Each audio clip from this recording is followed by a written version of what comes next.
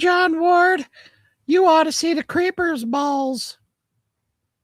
I'm not understanding this. What about Sam? What about Elliot Page's balls? Have you ever seen Elliot Page's balls? No. Does Elliot Ellen Page have balls yet? Do you think they gave her a couple? Like they're like, okay, we're gonna take some like butthole skin and drop a couple marbles in there. We're not even 1 minute into the show. We're already into this. Don't we normally have to wait like 10 minutes? Yes. Well, no. Anyway, so tonight we're going to be talking about a few things. One of those is the Ody-See came out this week. Man, I look awesome. Look at that. That's how you I do. look You do. if I nice lost and all my weight. Tanned. Look at the veiny muscles in your arm. Yeah. Imagine what my penis would look like. You'd like Fluffy always says, you'd be able to see it. Exactly. It wouldn't hide under the belly. That's right. But first and foremost, before we do get too off the wall, well, how are you doing, John? I always gotta say hello and see how you're doing. I'm doing fine. Thank you. How are you? Doing very well. I got a box from Gail, so I'm excited to share that with the world. Did you get your box as well? I got Gail's box. Yes, I got it next to me. Very nice. Okay, we'll take a look at those in a few moments. But as you could see, so I've kind of changed up the format on the little scrolly thing down there. So we are going to be talking about the top 100 horror movies from the Fangoria poster. We ranked them ourselves, how we feel they should be. Of course, we got to hit on the Ody-See. Plenty of movie news, the pickups, celebrity birthdays, and to start with, yes, rest in peace, Sam Neill. What a legend. He was 78. I mean, so no spring chicken, but as my dad said, who did not make it to 80 either.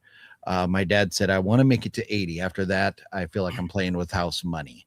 So Sam Neill, man, what a absolute legend. This is a really I don't know if people realize how big of a star he was, but acted in 159 productions, and there's two more on the way. Godzilla X Kong Supernova and something called The Last Resort, which will be coming out in 2027. So we still get a little more from him, but things like, well, Thor, Love and Thunder, the Jurassic franchise, Jurassic Park, whatever he was in of all those. I haven't seen them all. I'm not the biggest fan of the franchise, but Thor Ragnarok, man, just all kinds of Peaky Blinders. Thor Ragnarok. Okay. Yeah. Escape Plan. Man, just looking. Daybreakers. Oh, that's and The Tudors. Funny show.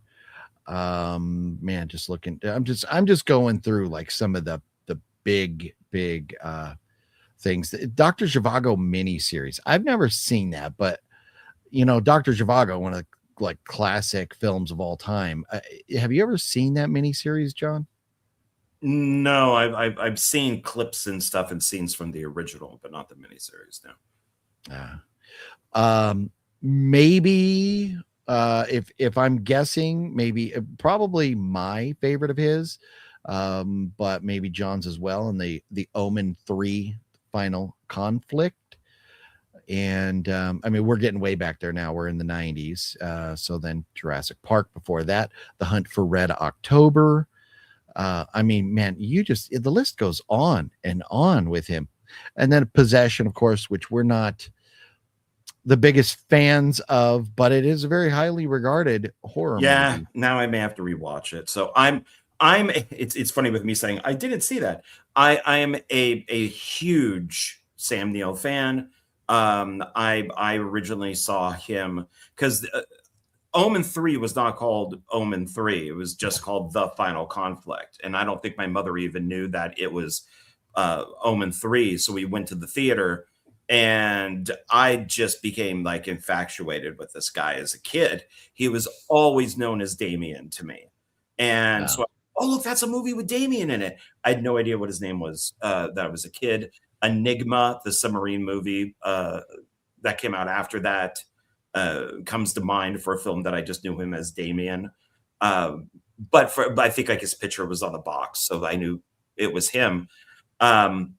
So I have been following his career for a while, and I did tear up a little bit when I heard about it because it really sucked. I mean, he's in, John Carpenter's In the Mouth of Madness. Oh yeah, good call. I didn't even mention that one. Yeah, one of my favorite Carpenter films. My favorite film with him, is Omen 3. But he's one of these actors, like you may not know, people out there may know, but I don't think you do. Like Joe Morton. He was in a film called The Brother from Another Planet way back in the day. It's a John Sayles film. He's in movies because of that film, because he played this alien that ends up in like the ghetto, and he's a black guy, and he's famous for that role. So there's a reason why James Cameron casted him in Terminator 2. There's a reason why he's in Justice League. There's a reason why that certain actors are hired because of films that they did that made them like cult icons or cult leaders, in that little area. And Sam Neill was one of those guys. Udo Kier was one, which is why you want him to always play a vampire, or it's just that's what he's famous for. That's everybody knows him for being Dracula. And Sam Neill, it was always Damien. And so you got him to play the lead vampire in Daybreakers because he's Sam Neill. You get him to play the scientist in Jurassic Park because he's Damien. He's just one of those actors that he was. And I did mention this to you. I said, these are the screwed up things. When you wait so long to make movies, and you have a bucket list of actors, and he was on mine, he dies because you don't do shit for years. You should have made movies when I was in my 20s, and who knows, maybe I could have acted with, or could have like directed him. But it's very sad for me, which is kind of why I'm going on about it, because it really hit hard, and it was like, fuck. And I had to look it up, and I was hoping it was fake, and it's not. So well, born September 14th, 1947. He's a Virgo. He would have almost 79 years old. But passed away July 13th. So rest in peace, Sam Neill. The Hollywood film industry has and fans everywhere have lost a legend here. So rest in peace too. Maybe that's why I like him. He's, what did you say, 47? Year 47? Born in 47, yeah. So, and I was 67, and he was born in September 13th, I think you said. I'm September 10th. So there's a little bit of if you believe in the star signs, there's a little bit of a connection there. So yeah. Well, we will say hello to everybody in just a moment. So John and I, we've been talking about the format here in the show and how to try and, we want to make sure that we're entertaining everybody and providing some sort of structure so everybody kind of knows what to expect. So we're really going to try to stick to getting through the gist of the news, saying hello to each other, the main news story. And then the goal is hopefully about 15 to 20 minutes in, get caught up on your comments, and then dive in to the rest of the stuff. So they're not horror headlines. And I need to get my stuff together so I can, create a new...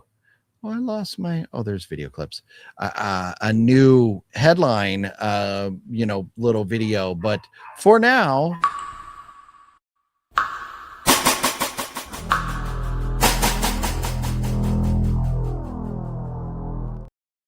well, I guess the Ody-See may be in some people's eyes a horrible headline. So we could fit it in there.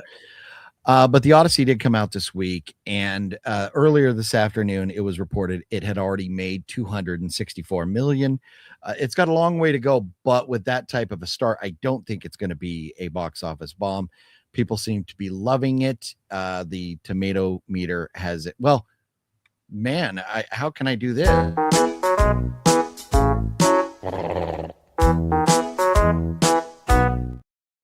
Can't talk about tomatoes without our good friend Tomato Head. 95 on the tomato meter, but a 97 on the popcorn meter. So fans are enjoying for some reason, the Ody-See. But you ought to see the Creepers Bowls, because you ever seen the Creepers Balls, like our good friend over here. Heck yeah, bro. Heck yeah, dude. There you go. So Mr. Creeper likes to refer to the Creepers Balls. So Ody-See, you ought to see. So I just played on words. Originally it was D's nuts, because I felt like, and everybody would want to see Elliot Page's nuts, but I don't think we're going to have the chance. So I thought we would reference behind the scenes of Christopher Nolan's The Ody-See. There is the most powerful warrior in the universe struggling to open a jar of pickles. And of course, nothing screams ancient Greece like this. Somebody said, isn't that just a black woman being pulled over by a cop? Well, that I was just gonna say, somebody said this looks like, isn't that police body cam footage? That's what it looks like. She got busted for stealing at Walmart and claims racism, so starts screaming. And the grand total of time between the two of them is like less than 9 minutes or something. It's around 9 minutes that they're both total screen time in the film of both those characters. So why did we need them there? Just for somebody to shove their shit down our throats. Well, Ellen Page is beginning, end, and middle. Okay. Yeah. I saw somewhere somebody posted something about the total amount of screen time for her, they, them, she, it, is like 5 minutes. So it is what it is. We will circle back, as our former White House press secretary liked to say. We'll circle back and talk about the Ody-See a little bit more later on. Yeah, but about that. Yes, Evil Dead Burn. This is kind of nice because, John, I know you kind of mentioned something in the past that has made me interested in this number. So I've added a number to the numbers I normally report. Well, Evil Dead Burn has now made $51 million, which is good. We're happy. It's got a 71 tomato score. It's got, I guess, because it's not as woke as Rise, in my humble opinion. But the fans have given it a 77. I think if we threw a trans person into Burn, it would probably be in the 90s as far as tomato meters go. But it made $5 million this week. It's down 64% from last week. And the percentage up or down from previous weeks, that is a number that I now really find interesting. But $5 million this week, and it's second week out, or second weekend out. Speaking of numbers up and down, Supergirl is made 120 million, and we're at the end of this theatrical run here. So this is going to be a major bomb. It's got a 53 tomato meter score and a 74 popcorn. It only made $1.5 million this week, and it's down 59% from last week. And last week it was down like a big number. And the week before, what'd you say? The second week it came out, it was down like 70 something 72%. Yeah, which is massive. So, but the idea that this is, you're talking a massive, supposed to be blockbuster, made $1.5 million this week. not good, not good. Especially when a movie that's been out for and I was just wondering, would we like Supergirl better if she looked like this? Oh, hell yeah. Yeah, I think so. Yeah, just throw a Yeah. blonde wig on him and Yeah. you got it. Yeah, hell yeah. Super Hoffer. Yeah.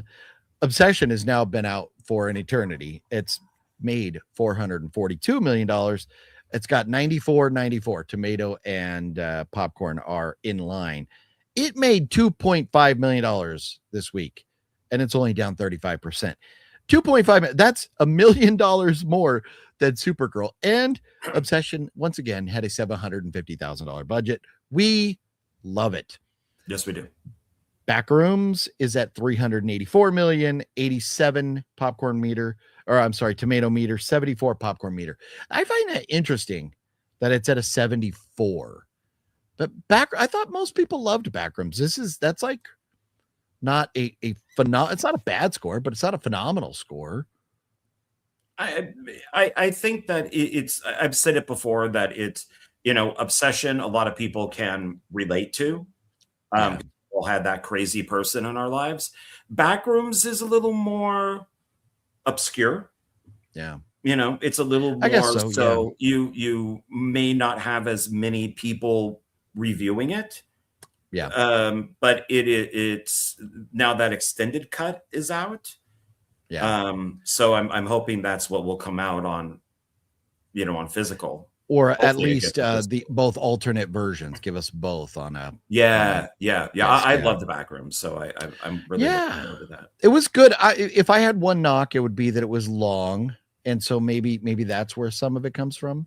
It is long, and now it's longer. I know, right? So just a little bit more news before we say hello to everybody, because I know we are already into it. When somebody like Sam Neill passes away, you have to forgive us. It's going to take a little bit longer to get through these type of things. Next week, Motor City. I thought it was coming out this week, but this looks like a fun cast, and you got Alan Ritchson, who oh my god, what fucking show is this dude in? Reacher. Oh, Reacher. I don't know. Yeah. I am terrible with names, man. That comes out. I'm looking very forward to that. And then the following week, Spider-Man. No. Spider-Man. That comes out the following week. Ice Cream Man comes out on the 7th of Augusto.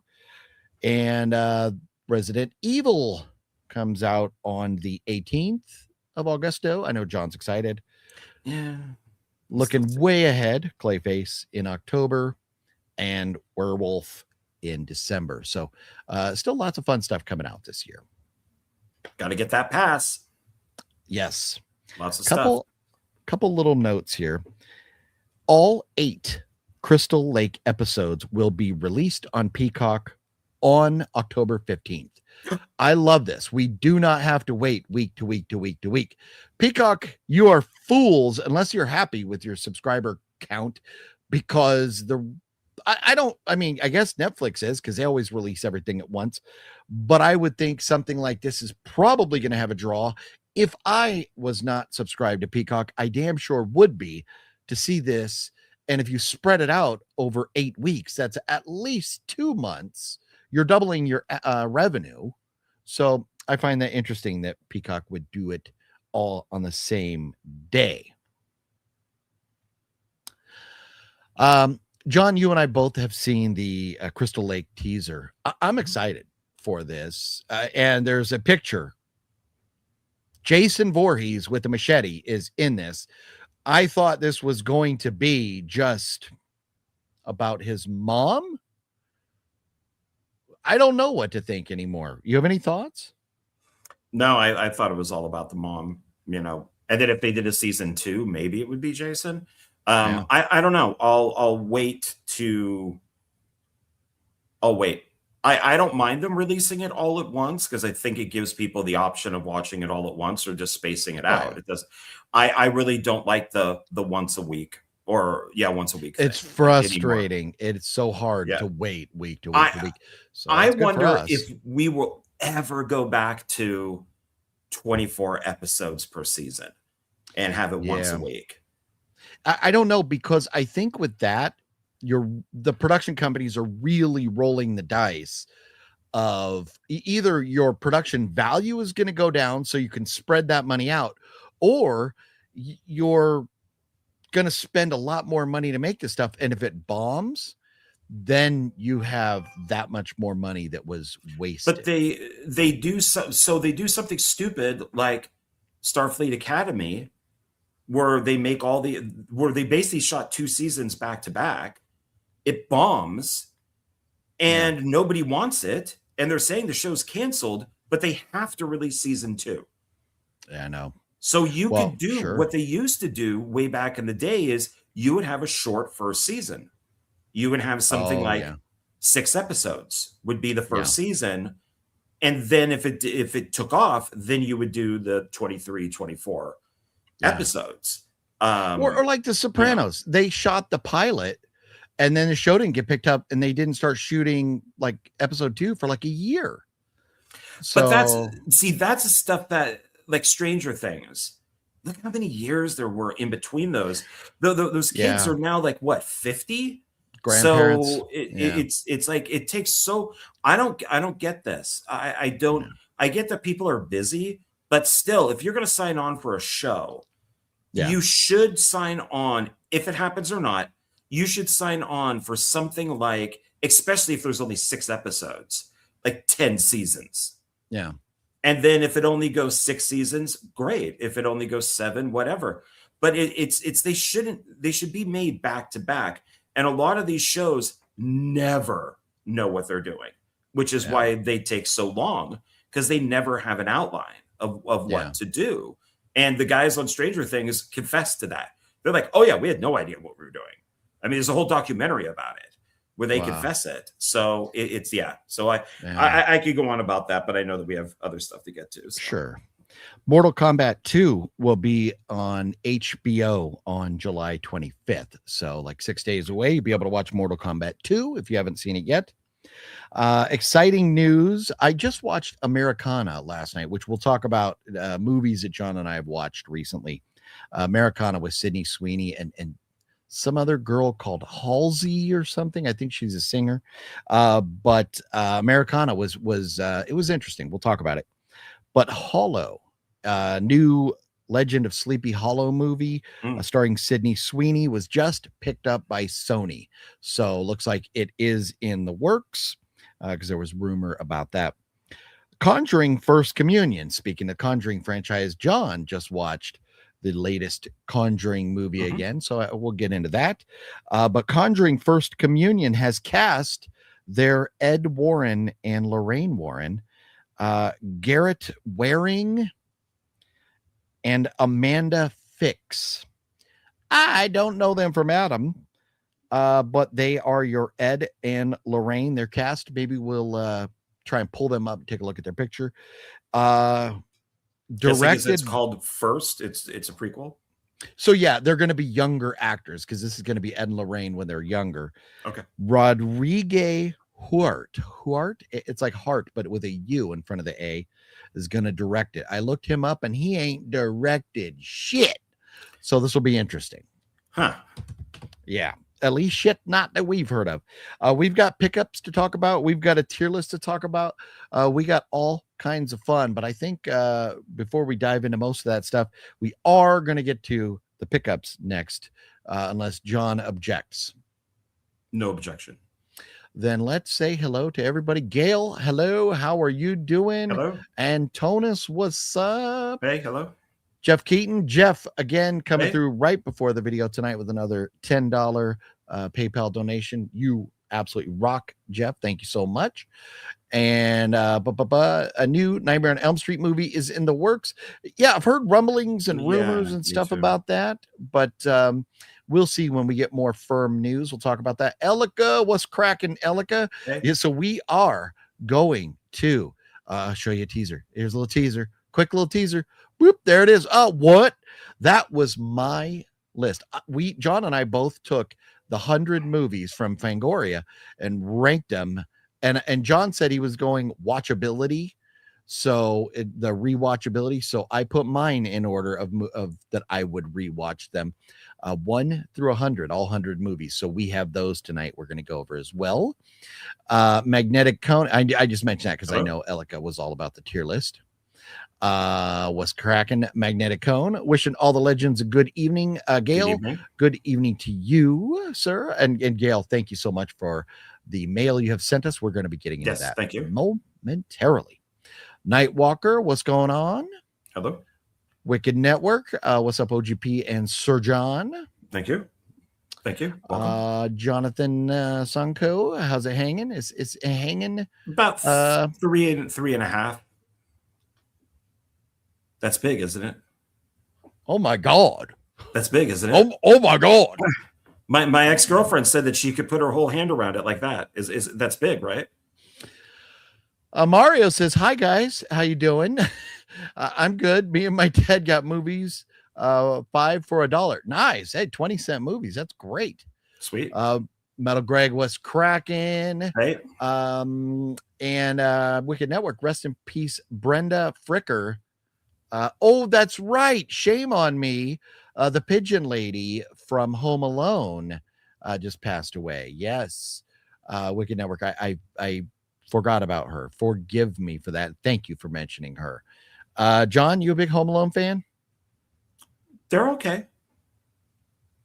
I wouldn't know her from anything else. Would you? I don't remember her, to be honest. Oh, the pigeon lady when he's out in Central Park and the ladies all like got all the birds. I don't know. No, okay. You're not that big of a Home Alone fan then. No. They're okay. All right. How's the health way of life? Oh, the healthy way of life going, John. How is it? You've mentioned you were making changes. How is it going? Well, one day at a time, right? One day at a time. Every day is a struggle. Yeah, I thank you for asking, by the way. But yeah, it's I'm trying to buy healthier. Well, I'm trying to buy better food and get onto an eating schedule so I know what I'm eating here, and all that. So yeah, it's but it hasn't been great lately. So I just got paid so I can go out and try again. Yeah. And it doesn't help. Like when I'm in town and you and I are doing a bunch of different things. I wasn't going to bring that up. Yeah. Because I just got back from Vegas a couple days ago. We'll talk all about that here in a few momentos. Let's see here. House of G fam. What up? Oh God. Hello. Look at that. You got the what up burp. Loved Sam Neill in Jurassic Park. Yes. Yep. Sam Neill was a class act, fantastic actor. Yes, agreed, Jeff. Fricker was also great. The Mouth of Madness. Yep. Good one. The Curse of Getting Old is watching. Yes. Nope. You can't get away from it. It gets closer to your age too. Yeah. Right. So if you're Gen Z, you're in your 20s and Sam Neill's way up here, but soon enough, Gen Z. Oh no. Yeah. It's going to be all of a sudden people are going to be like right here. So 100%. Yeah. Deadpool, are you a fan of the Ody-See, OGP, or John? So I mean, I remember like reading the book in like 7th grade or 5th grade or whenever we had to read the book in school. This movie, for reasons that we'll talk about, I have not gone and seen it. We'll talk about whether I will or not, and John as well. You have not seen it yet, have you, John? No, but there is a boot of it, but it's a can. Okay. So not yet. Terry, what's going on, fellow Kiwi? Was truly the gentleman. Was Sam Neill a Kiwi? Was he? He's I don't Australian. know. Well, that's okay. Yeah. Well, a Kiwi. Is that Kiwi? Kiwi? A Kiwi is, I think, Kiwi? New Zealand, right? I don't know. I'm waiting. I think Kiwi is just New Zealand, right? Or is it all of the down under? I'm waiting for Eastwood to go. All flags should be lowered to half mast. Yeah, he's New Zealand. Okay. Yeah. But I think he went to Australia. Okay. I had no idea. Waiting. And if so for Clint Eastwood, yeah, that will be, he is one of the biggest Hollywood legends ever. And man, he is old. He's got to the point now where the pants are very high, and he below the walks and nipples. looks like an old man. Yeah, but he's still out there doing his thing. More power to him. You gotta love it. So many of us at almost half his age are ready to just park it on the couch and waste away. He is mid-90s doing his thing, so more power to him. September 12th birthday for Wicked Network. There you go. How about that? Yay. LC Photos, what's cracking? How you doing? Are you going to Midsummer? I don't know. I skipped Creep IE. I was gonna go, but man, shit happened, and I wound up in Vegas. I don't. Midsummer sounds fun. They got some cool people gonna be there, and the haunts are always great. But I just don't know. They quit giving me a badge like a year or two ago, and so I put them on my naughty list, and I have not been back since. I don't know yet. Balzer, the ticker going by has the hiccups, and it's annoying. Oh, are you? Is it like it's not like a smooth kind it's of fine. go? Everything is fine. It looks fine to me. Yeah. Yeah. Michael McNally, what's cracking? Supergirl is losing 200 million. I know, right? Isn't it nice? Isn't it nice? It is. It is very nice. And as you guys probably saw the picture that was posted, I have added to the Supergirl collection. Oh yeah. So I now have my regular drink cup. I'm very happy about. Are you going to share that during pickups? Or is I don't know. I mean, it's right there. I could just grab it. Just grab it. Show them right now, because it's just the cup you got when we were at the theater, correct? The theater. Yeah, when we went to go see. Oh, she changes. Oh, and so does the dog. Okay, it's like a hologram. Oh, I didn't notice that. Yeah, there we go. Yeah, it's got this. It was 25% off, so it was only $11. You got the drink free. So, I mean, really, you think about it. A large drink at a movie theater is going to be $8-9 anyways. So you paid like $2 or $3 for the cup. Not bad. Not bad. Yeah. Reggie, you are not lying. I didn't see the scores today, but the Sox had won 12 in a row. If they won today, that'd be 13. That is insane. Maybe it was the right move. Getting rid of Alex Cora. Who knows? We'll see at the end of the season. But with all the money the Yankees are about to spend trading, and man, Tampa is great. Who knows what's going to happen? But there's still a lot of baseball left to play. BWL Farmer, what's up? Wishing you both well. You all, what do you think of the announcement of physical release of Backrooms by A24? Not sure about pre-ordering myself. I'm not a big pre-order person, and I do kind of feel like I'd rather wait to see, because sometimes like John and I, teaser, we got Blu-rays of Obsession. If you follow us on Instagram, you would have saw that. But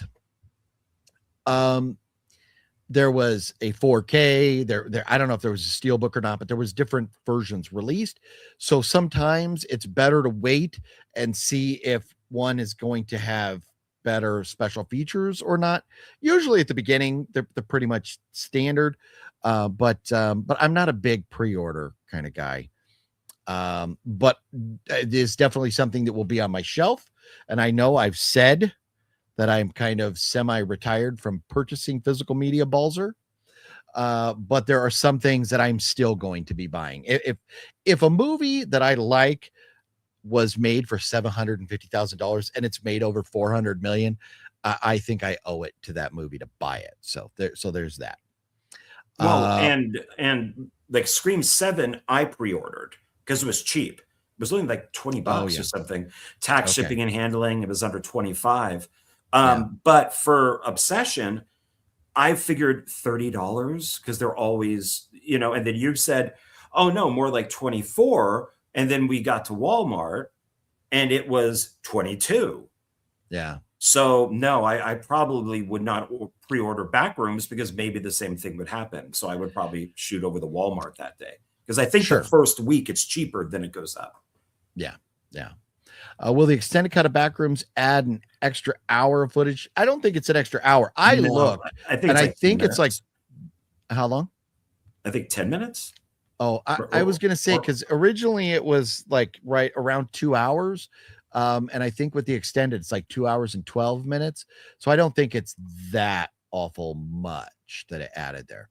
Hello, Mr. Bones. Hello. Nate in the Cosmos. What up? Christian was cracking. What up? Nick B, Pigeon Lady was really I know, right? No, she does. Imagine Piers Morgan in a wig and a dress. That was the Pigeon Lady, John, if you didn't know her.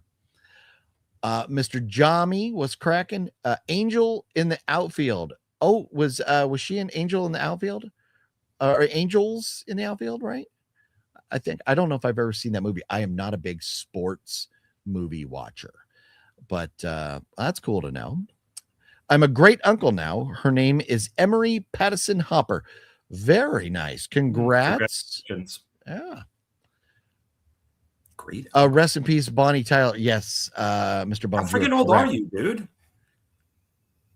Who? Are we the same age? How can you be a great grandfather? Are we the no, same he's age? a great uncle. Great so it uncle. Means he Oh, has a niece or a nephew that has a kid. So a niece, but here's the thing. I had an uncle who was he's already passed away. He had a stroke and a massive stroke and passed away. But he was like 7 or 8 years older than me. So if depending on how old Christian's sister, brother. It's just so weird with our ages and the people that we know that they're already great something. Yeah. My dad had a cousin that was like the same age as him. Or no, my dad had an uncle that was the same age as him. My grandmother was like one of like 10 kids or 9 kids, I think. Wow. And so, yeah, my dad had a uncle that was like his same age. They got like same first job and stuff or something like that. Bonnie, yeah, but yes, Bonnie Tyler. Yes, I think we mentioned her last week. I fucking need you now tonight. I'm not in a singing mood. I have no alcohol. I fucking need you more than ever. That's actually the damn band, but cheers. Anyone seen the movie Dead Stream? It's a comedy horror, has Evil Dead vibes. Dead Stream. Nightwalker, did you mention that last week or something? That name sounds familiar. Well, I see a 2020 film that's 39 minutes. 2022. Oh, this is probably the one. Deadstream. Oh, it's on Shudder. Where did we? Yeah, I think we might have looked that up or something. But Shudder original. A disgraced internet personality attempts to win back his followers by live streaming one night alone in a haunted house. But when he accidentally upsets a vengeful spirit, his big comeback event becomes a real-time fight for his life. Oh, no, that does sound very interesting. It really does. I've not seen that. We'll add it to the list, Nightwalker. It's only 8 minutes, so that's a good thing. Oh, nice. Yeah. Okay, so let's see here. Oh, look at that. We're about caught up on the comments. OGP and John, will you be buying the Stranger Things box set? I will not. Hell no.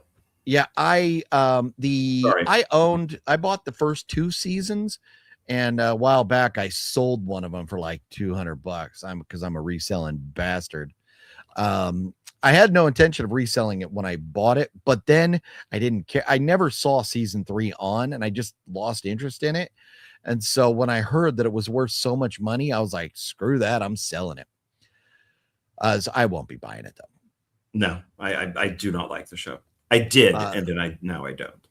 Okay. A couple more comments before we go into the pickups here. Jeff says, watch Jacob's Wife with Barbara Crampton. Worth a watch. Nice. Barbara Crampton's great. John and OGP needs Shudder. Yeah, I used to have the Shudder added on to my Amazon account. I'm probably going to have to do that again. It's a good film. Definitely check it out. Nightwalker, I definitely will. I know. Fluffy says I'm a fucking reseller. I know. I am guilty. Thank you. That is all. Fuck you too, Fluff. Fuck you very much.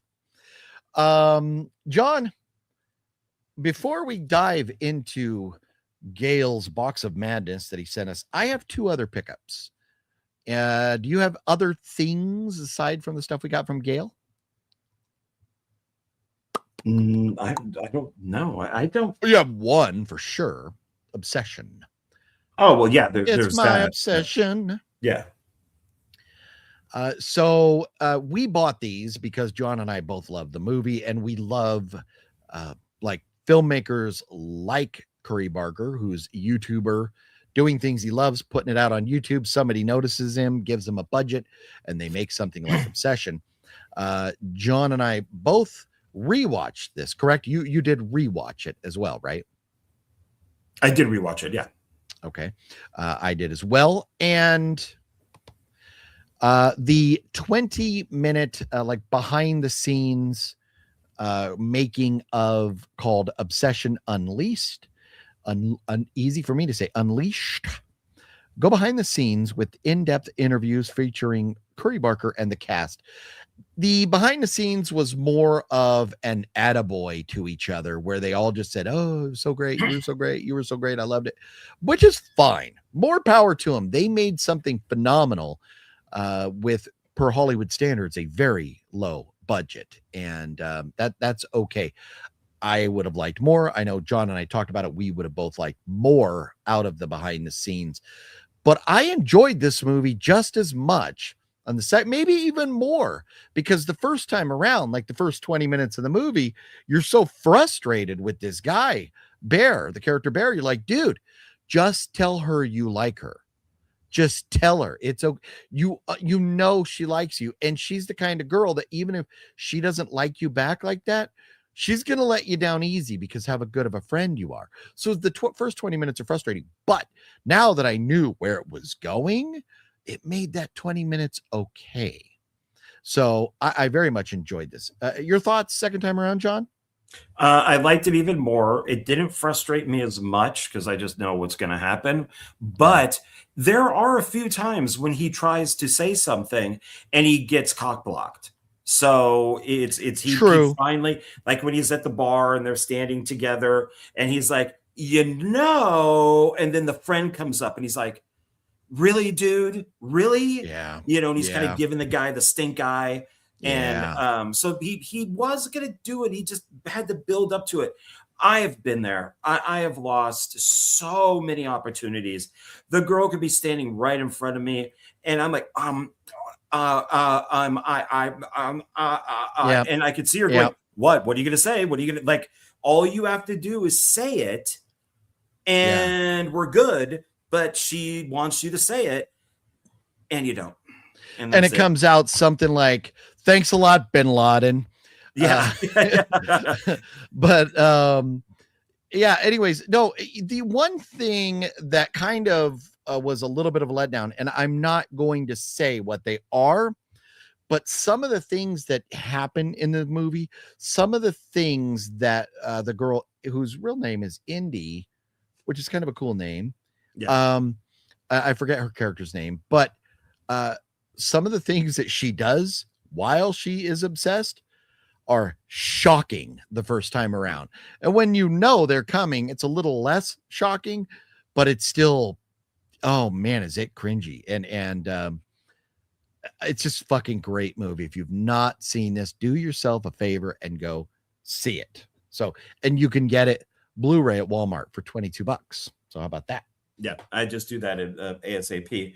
I thought some of the stuff with the behind the scenes was interesting. I thought some of the things that they do talk about and show you a car next to a green screen. I would have figured with how low budget it is, you just drive the car. But no, they did stuff on green screen. But yeah, it would have been nice. I mean, who knows? There is audio commentary. So, haven't listened to that yet. Yeah, either have I. So maybe he gets a little bit more into detail, which is why he doesn't get into detail in the behind the scenes. I love it. It is definitely going to go on to my, one of my favorite films of the year list. So, oh yeah, no, I'm telling you, we've had. That was very Christopher Walken of you. was it nice? Tell you, unintentional. If you don't realize it right now, we are living in a golden age of horror. There are so many over the last 3-4 years, great movies, and maybe COVID in a backwards kind of way did Hollywood a favor. Maybe it gave people more time to sit down and write good stuff, because we are getting all these great movies now. Well, and it's the age of directors now, but they're low budget directors. They're the, it's all the director of Weapons, or the director of It Follows, or the director of Obsession, or the director, and their names are, the director of The Monkey. Yeah, I mean, it's those names are now out there, and they're saying Christopher Nolan is now the only director who does that, and it's like, no, he's not. It's these young guys, these guys that are doing it are the directors of the future right now. Yeah. I love it. I love the age of horror we're living in. We got a super chat. I want to show, well, fuck it. No, I do want to address super chats. First, HC, thank you very much. Coming through with a $5 super chat. What did you guys think of the FIFA halftime show? John, do you know what that is? I saw Tom Cruise because you sent it to me. Yes. So Tommy showed up at the beginning of the FIFA game today. I didn't know until Tom Cruise shared it on his Instagram account that he was there. A lot of celebrity sightings, as expected. It's the FIFA World Cup final match. I think they call soccer matches, and they're so special. They don't play on a field; they play on a pitch. How about that? It's a grass field, but they call it a pitch. So I've learned something, and I learned it from Tom Cruise, because he said something about a pitch, and I was like, "What the fuck is he talking about?" And so I looked it up, and it's a soccer field. It's called a pitch. So, and Tommy Cruise did break out with the Espanol. He said España y Argentina. España, name of a country, Argentina, name of a country. But he went with the E in between instead of and, like the Y. How about that, Tommy? Look at very versatile Tom Cruise doing his thing there. And we should thanks guys. I appreciate the love over there. No sweat, Tommy. Anytime, buddy. Very nice seeing you, Tommy. But I did not. For me, FIFA is now FIFO. FIFA, I don't know what the fuck FIFA stands for, but I can tell you what FIFO stands for. FIFO stands for finally it's fucking over, because I am so sick and tired of hearing about soccer. Now the United States can go back to being truly ignorant and not giving two fucks about soccer, because we don't, as a country, care. We like football. We like, for some reason, basketball. I thought soccer was football. It's a football, but not American football is where the fucking Bulls are. But no, to answer your question, HC, I did not. I heard Bieber was going to be there performing at halftime. I don't know if he did. I know Trumpy Trump went there, and lots of celebrities were there. Otherwise, I know Argentina lost, and a lot of people were happy about that. Oh, the country that harbored Nazis. Oh, I know. I love their president now. Have you seen that Argentina president? No, is she hot? Oh, well, it's a dude. Oh, but this dude is fucking amazing. Let me see if I can pull this picture up here. This dude is fucking amazing. His country lost today, so I'm sure he's very sad. But here he is. Look at this guy. He's got the Elvis Presley worthy sideburns going on. Look at that. Yeah. Mullet. It's not a mullet, but look at that head of lettuce he's got going on. Here he is with a chainsaw. I think he gifted the chainsaw to Trump. This guy is a character though. So they're mutton chops. You're right. You are correct. Mutton chops. Yeah. Yes. But no, he's That's great. Pretty funny. He is great. So he is a massive Trump fan, if that matters to anybody out there. But HC, no, I'm not. I you know what? The USA was playing a while back, and I tried, and within like 4 minutes, I wanted to gouge my eyeballs out. So I was bored. I would have rather gone out and sat and watched the grass grow than watch a shitload of people. There was like 20 people on that pitch kicking a ball around in circles for a fucking hour and nothing happens. So I'm sorry. It's not my thing. It's not my thing. Mr. Jami's not a fan either. The halftime show was the shit. It's not what football was. Oh, shit. It's not what football is about. I don't know what the halftime show was. OGP, did you like Backrooms? The first 30 minutes of the movie was boring, in my opinion. Nick, John and I both liked Backrooms. I think John likes it a little more than I did. It definitely had its moments. But in general, I think I gave it like 4 stars. John, where were you on the next one here is getting me now. I'm sorry, I'm laughing. But Backrooms. If I had to review it, I'd probably do 4 stars. I think I'm a little bit more of a fan than you are because I've watched the original short films. Yes. With the official short films it takes like 30 minutes and everything is connected, the movie and the shorts. So I'm really glad that I did watch those. I do love that A24 is going around and copy striking anything that's ripping Backrooms off. So Amityville Backrooms, Bigfoot Backrooms, whatever it is, the Shark Backrooms, they're copywriting these things and they're saying, nope, get rid of them. Nope. So I'm hoping that doesn't happen to the actual short films because it does help to watch it. But I'm a big fan. I did not find it boring at all. It is long. I will admit that. It probably could have been shorter. But big fan. I like it. There you go. HC wants to know FIFA or Unsane. And I will tell you, that's an easy answer. That's an easy answer. It's Unsane because Unsane has a definitive runtime. Soccer, they just keep adding minutes onto the end of the game for some fucking reason. It's like, oh, we're going to play 90 minutes. And then it's 90 minutes plus 1, 90 minutes plus 2, 90 minutes plus 3 until the other team has a chance to come back and win or something. I don't get it. Put a fucking time on your game. And today's game was really long or something. It was like extra like half hour. They went like 2 fucking hours or something. So no. But John and I just never. Ball goes there. Ball goes here.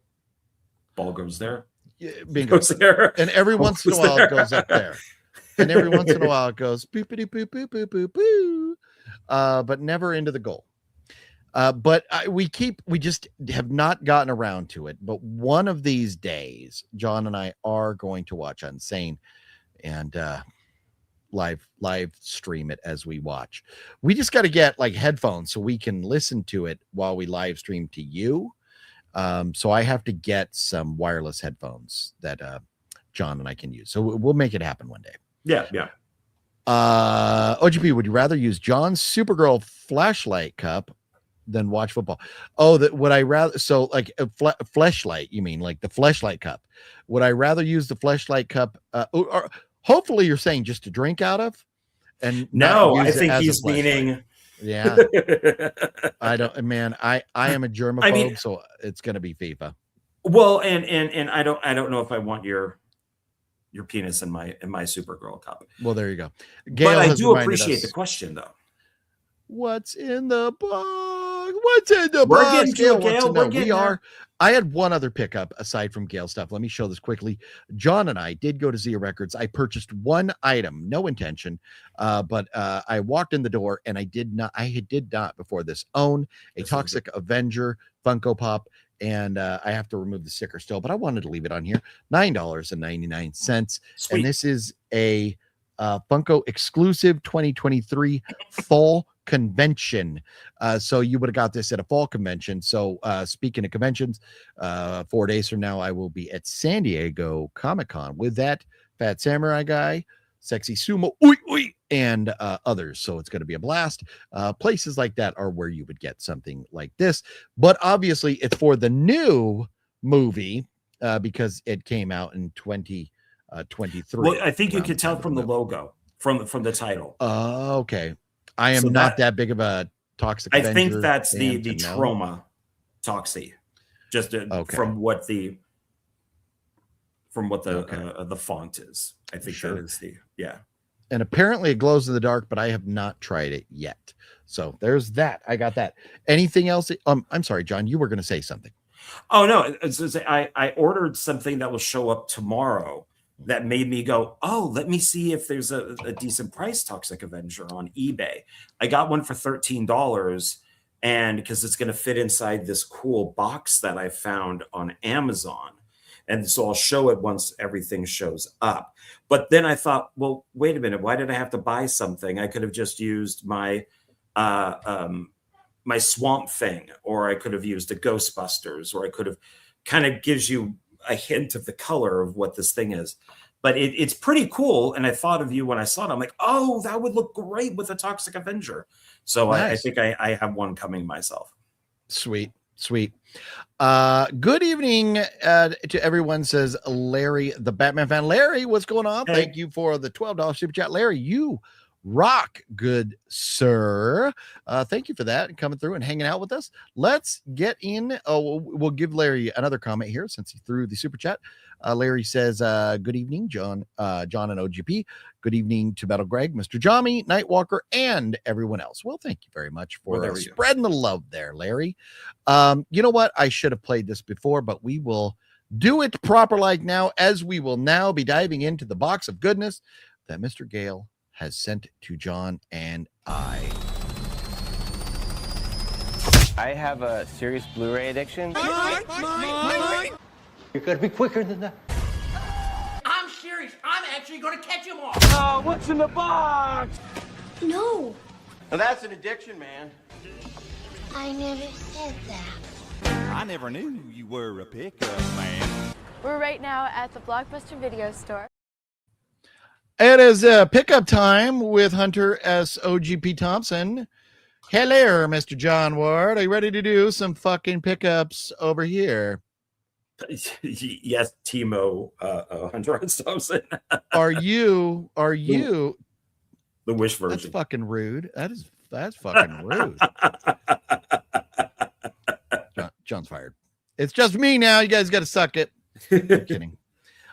We got to show John, because John got some stuff from Gale too.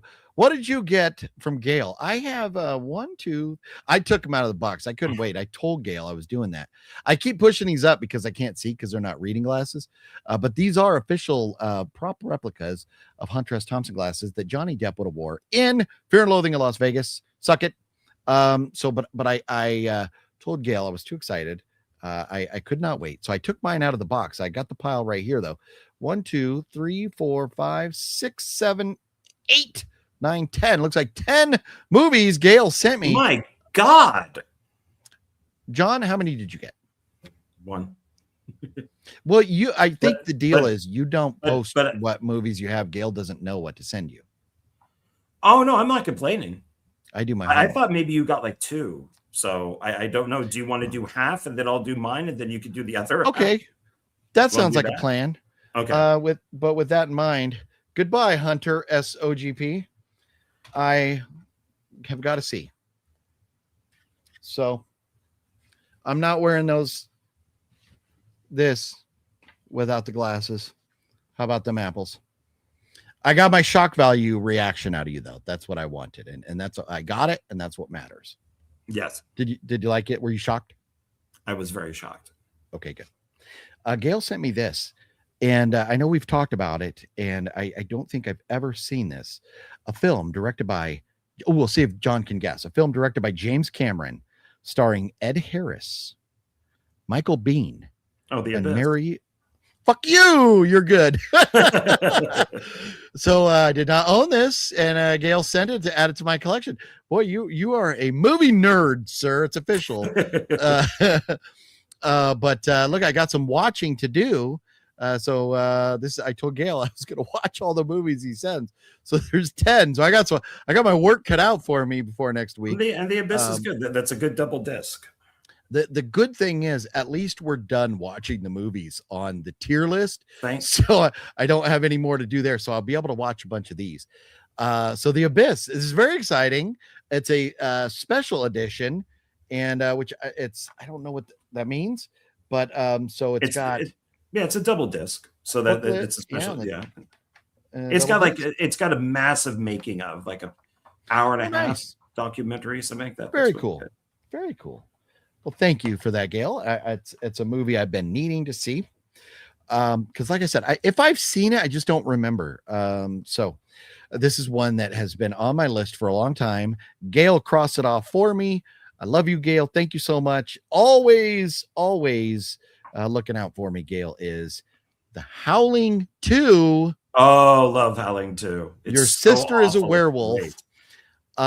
So I may have to, well, The Howling is on the list, but I didn't rewatch that recently because I'd seen it recently enough that I didn't feel like I needed to rewatch it. But John, would you say if I'm going to watch Howling 2, do I need to go back and rewatch and have Howling 1 fresh in my mind?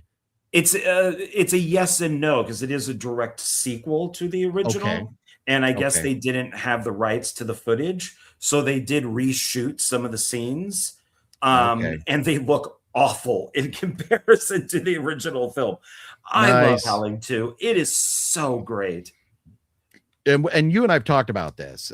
Christopher Lee, Sybil Danning, but Christopher Lee, there's something about him. Did he you were saying he didn't know that they were making this or something? No, what it is that director, I think it's Felipe Morta, I think is how you say his name. Yeah. They shot a film called The Return of Captain Invincible with Alan Arkin in Australia, which is great. It's a superhero musical. It's like a cult classic now. And Christopher Lee plays Mr. Midnight, and he is the villain in the movie, and he sings. He actually has a couple records out. Christopher Lee is a singer. And he said that he had so much fun making that movie with the director that when he was asked to do part Howling 2, he did it. Okay. So it's Sybil Danning who went to the screening and didn't realize her topless scene was in there 58 times during the end credits. She's over here like, starring Christopher Lee, oh god, boobs, oh god, starring so-and-so, boobs, starring so-and-so, boobs. Oh god, funny. Yeah, she said that she ran out of the theater crying. I don't blame her. Howling 2. It is great. That's a good choice there, Gail. I own every one of them. I love that whole franchise. I'm getting there now. I'm getting there. I don't know. I think you're going to hate them, except for maybe the first one. You're probably going to hate them all. Let's see. So I have now the first one, the third one, the fifth one, and the sixth one. So I still need like 4 and then everything after 6. The Visit. M. Night Shyamalan Ding Dong. Look at that. Is that M. Night? Is it him? Huh? Does it say M. Night? Well, it says an original thriller from M. Night Shyamalan Ding Dong. Oh, okay. I just don't recognize the box. I've seen the movie, but yeah, the box doesn't look familiar. And I don't know that I've seen it. Let's see, starring Olivia De Jong. Yeah, I don't think people I don't know of. Yeah, nobody big. But when Becky and Tyler are sent to their grandparents' secluded Pennsylvania farm for a weekend stay, they quickly discover something is not right with the elderly couple. Faced with the strange rules and increasingly frightening behavior, the children soon realize it will take all their wits to make it home alive. That sounds very interesting. Shyamalan Ding Dong, I don't know that there's any movie of his aside from what's the one where they get stuck on the beach? Old, yeah. That's the only one of his that I hate. There's others that are not as great, but I'm excited about this. I do love one thing about him, just like the dude that did Nope and those, what's that guy's name? Oh, Jordan Peele. He has a very specific like color palette that he uses for his films, and a certain filming style that is very easy on the eyes. And I feel like Shamalama Ding Dong is like that too. So I'm excited to check that out. That's very cool. Old is awful, but it's beautifully shot and has a great soundtrack to it. Yeah. The Visit is the same thing as like The Trap and all of those. His ideas are great. It's how they're done that are Execution. so bad. Yeah. Okay. And the well falls into that, unfortunately. Okay. Well, I'm excited to have it and check it out. I do love me some Jack Nicholson and Michelle Pfeiffer. What do I have in my hand, John Ward? Jack and Michelle. They didn't go up a hill. And they didn't have a song written by them. Let's see. It is wickedly funny, wildly romantic, white knuckle thriller. Apparently Not the also Witches has of Eastwick. James Spader in it as well. Oh, Wolf. Boom. Wolf. How about them apples? Love Wolf. Nice. You know what? I don't know that I've ever seen this. Here's the thing. For anybody who doesn't know me, let me just restate this. I'm not an expert on movies. I'm a fan, and I love talking movies, learning about movies, seeing new movies, and giving my thoughts on them. I'm not going to sit here and proclaim to be an expert, but this is where we all come to kind of learn about movies we may have not seen before, whatever. And so I love that Gail goes through my pictures because I have pictures posted of all the movies I have. And Gail goes through and either upgrades movies for me or sends me movies I don't have. So we're 3 for 3, or I think 4 for 4 in movies I haven't seen so far. So Wolf, Yeah, love Wolf me is some really Jack good. Nicholson. I liked Wolf a lot. Nice. Very nice. Okay. One more, and then we'll see what you got over there, John. The next one would be Silent Hill Revelation 3D. Oh. So I think we had to talk about this last time we did the pickups, where Gail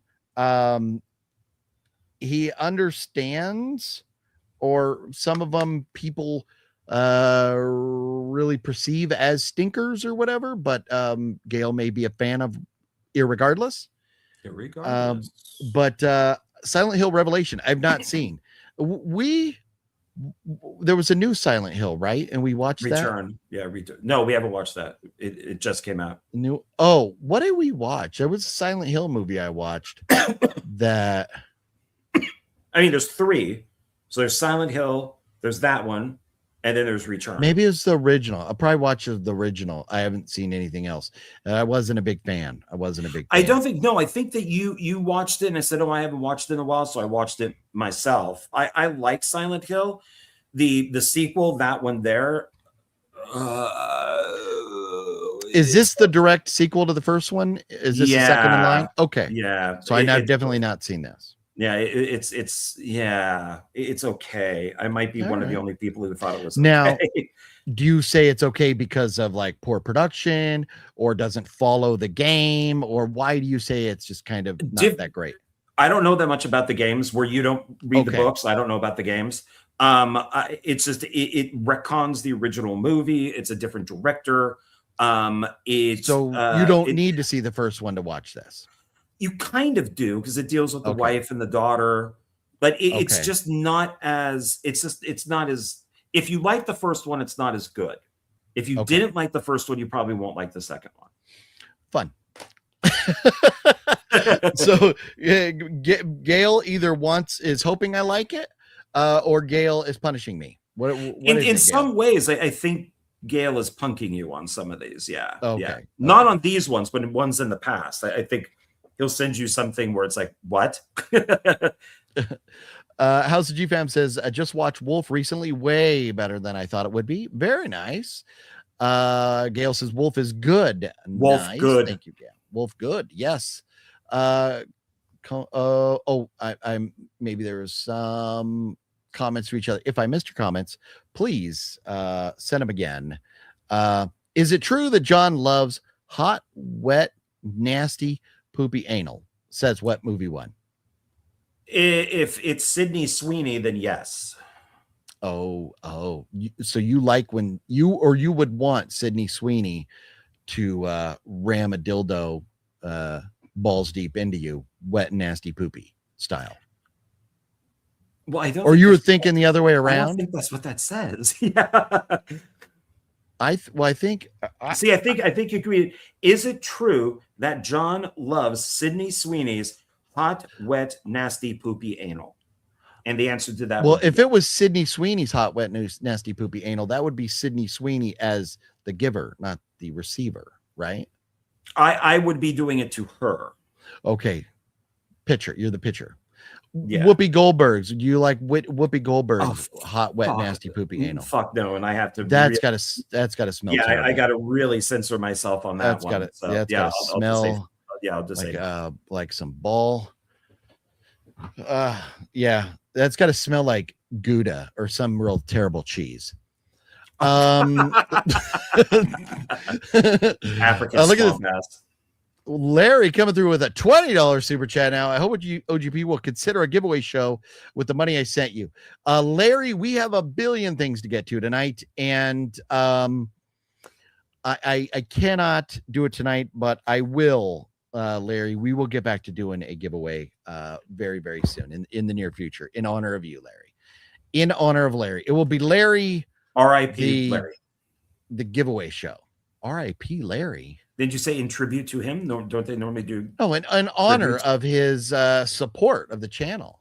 You can pay homage to someone without them being dead. Okay. Yeah. But thank you, Larry. Whoopi Goldberg is cute. No. Maybe No. Yeah, not really. No. I don't know that ever she was. would look better if she got hit by a truck. I mean, no. Jesus Christ. No. I mean, she makes the Predators look good. Yeah. No. I think there was a reason she got cast in Star Trek because she looked like an alien. Yeah. So, I think she was from the planet Uwanda. Wonder what happened to her face. So John, your turn to show us what you got over there. Okay, sir. so I did open mine too, and I already knew what I was getting. Larry asked. I sent him some suggestions. He told me what he ordered. Excuse you, Gail asked, and you sent. Yeah, who did I say? Larry. We were just Larry, talking about Larry, but I just saw Larry's name here. I apologize. Credit Gail. where credit is due. I appreciate. Do I shake these up before I drink them? I'm not a Red Bull fan. No, it's carbonated. no, okay, I'm not going to then. No. I opened this one last night. See how the bottle's all weird? It sprayed all over me. I don't know how this thing got shaken. And I just finished binge watching Better Call Saul because I love Breaking Bad, Better Call Saul.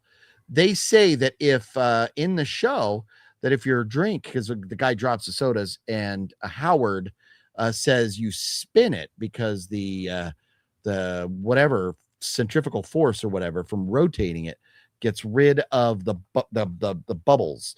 Have you heard of that? You ever heard of that? I've heard of tapping.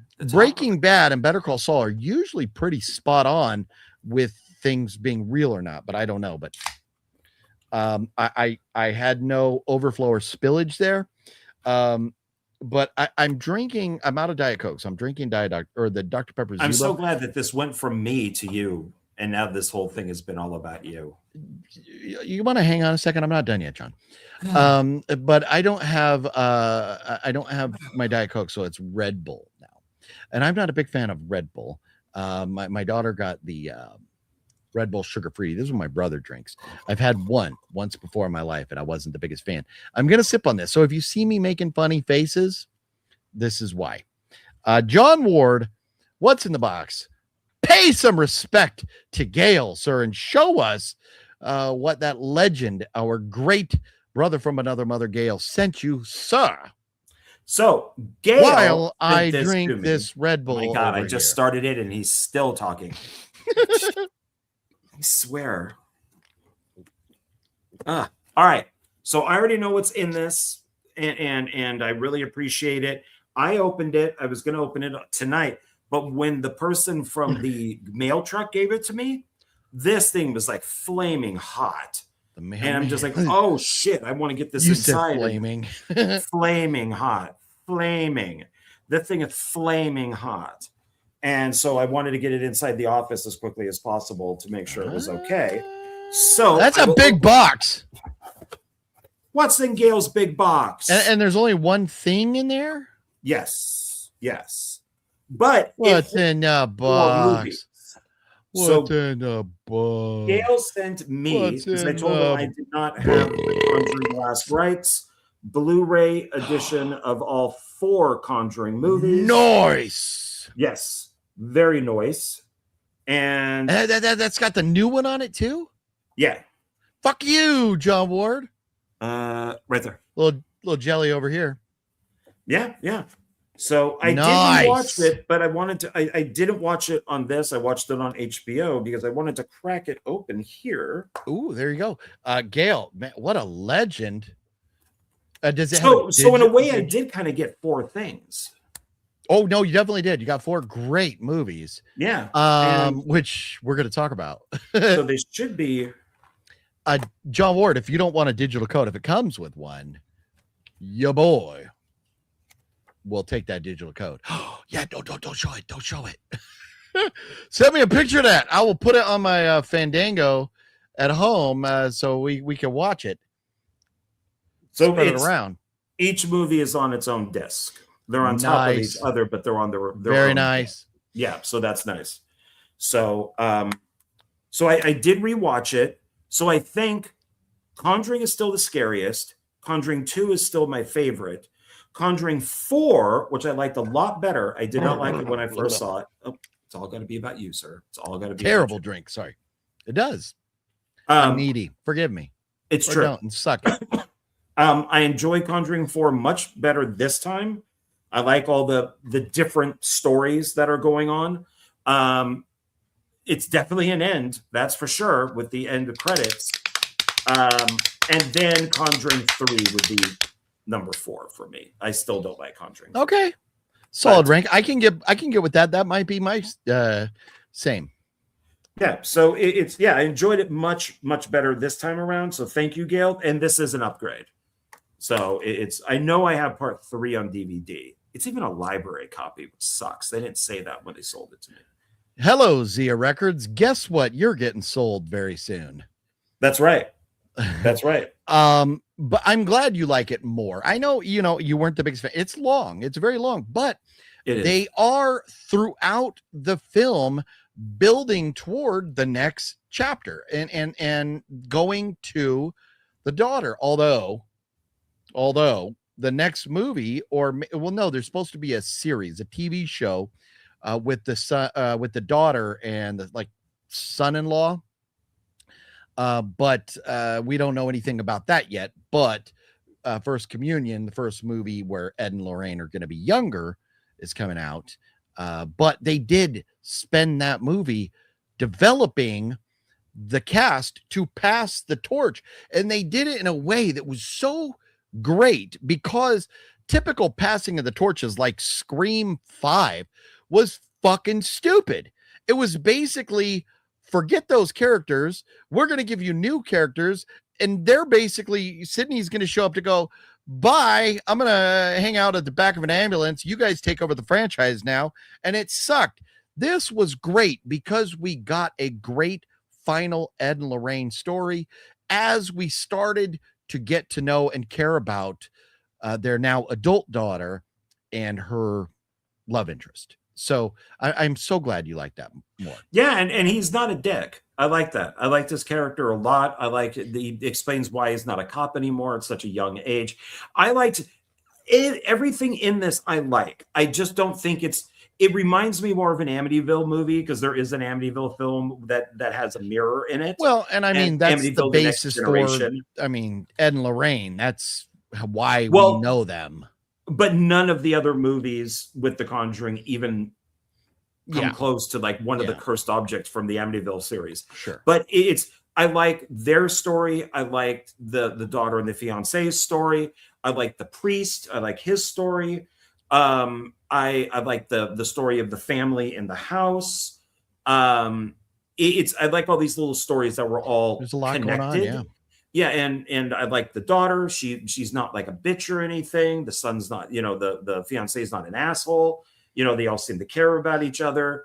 I enjoyed it quite a bit. It's just not as scary as the first one. Sure. And the second one, because it does have the beginning with Amityville, for me is, I think, still my favorite. Okay. But if The Conjuring was just a horror movie, it was okay, then this would probably be my second favorite one. Okay. Yeah. So very cool. And yes, no, Gail is an absolute legend for sending you that. Definitely got me jelly over here. Hey, OGB and John, hope you guys are well. Hey, Mr. Bones, Preminator, what's cracking, Preminator? How you doing? And let's see here. Larry hates Red Bull. Worst energy drinks ever made besides C4. I've never had C4, but you know me, I am a white monster guy. The Simpsons quote said it best. I was a fool to think anybody would want nude photos of Whoopi Goldberg. Or maybe Ted Danson. Web Movie One said, I like Whoopi in a lot of movies back in the day. Ghost, of course, Ghost is great. Roadhouse. Patrick Swayze, can't mention Patrick without Roadhouse. Ghost is a stupid movie. Ghost is I like Ghost. It is so stupid. When Whoopi goes, so it doesn't. It's a love story. It doesn't need to make sense like a horror. It doesn't make any sense. But that's okay. No, that's it's okay. not a good movie. Ghost is not. A lot of people like it. A lot of people do.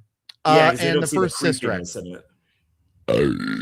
Oh no! Well, no. There's definite when Patrick Swayze goes inside Whoopi Goldberg and then it cuts to Demi dancing. It's like she's doing all this shit with Whoopi Goldberg. Yeah. This is weird.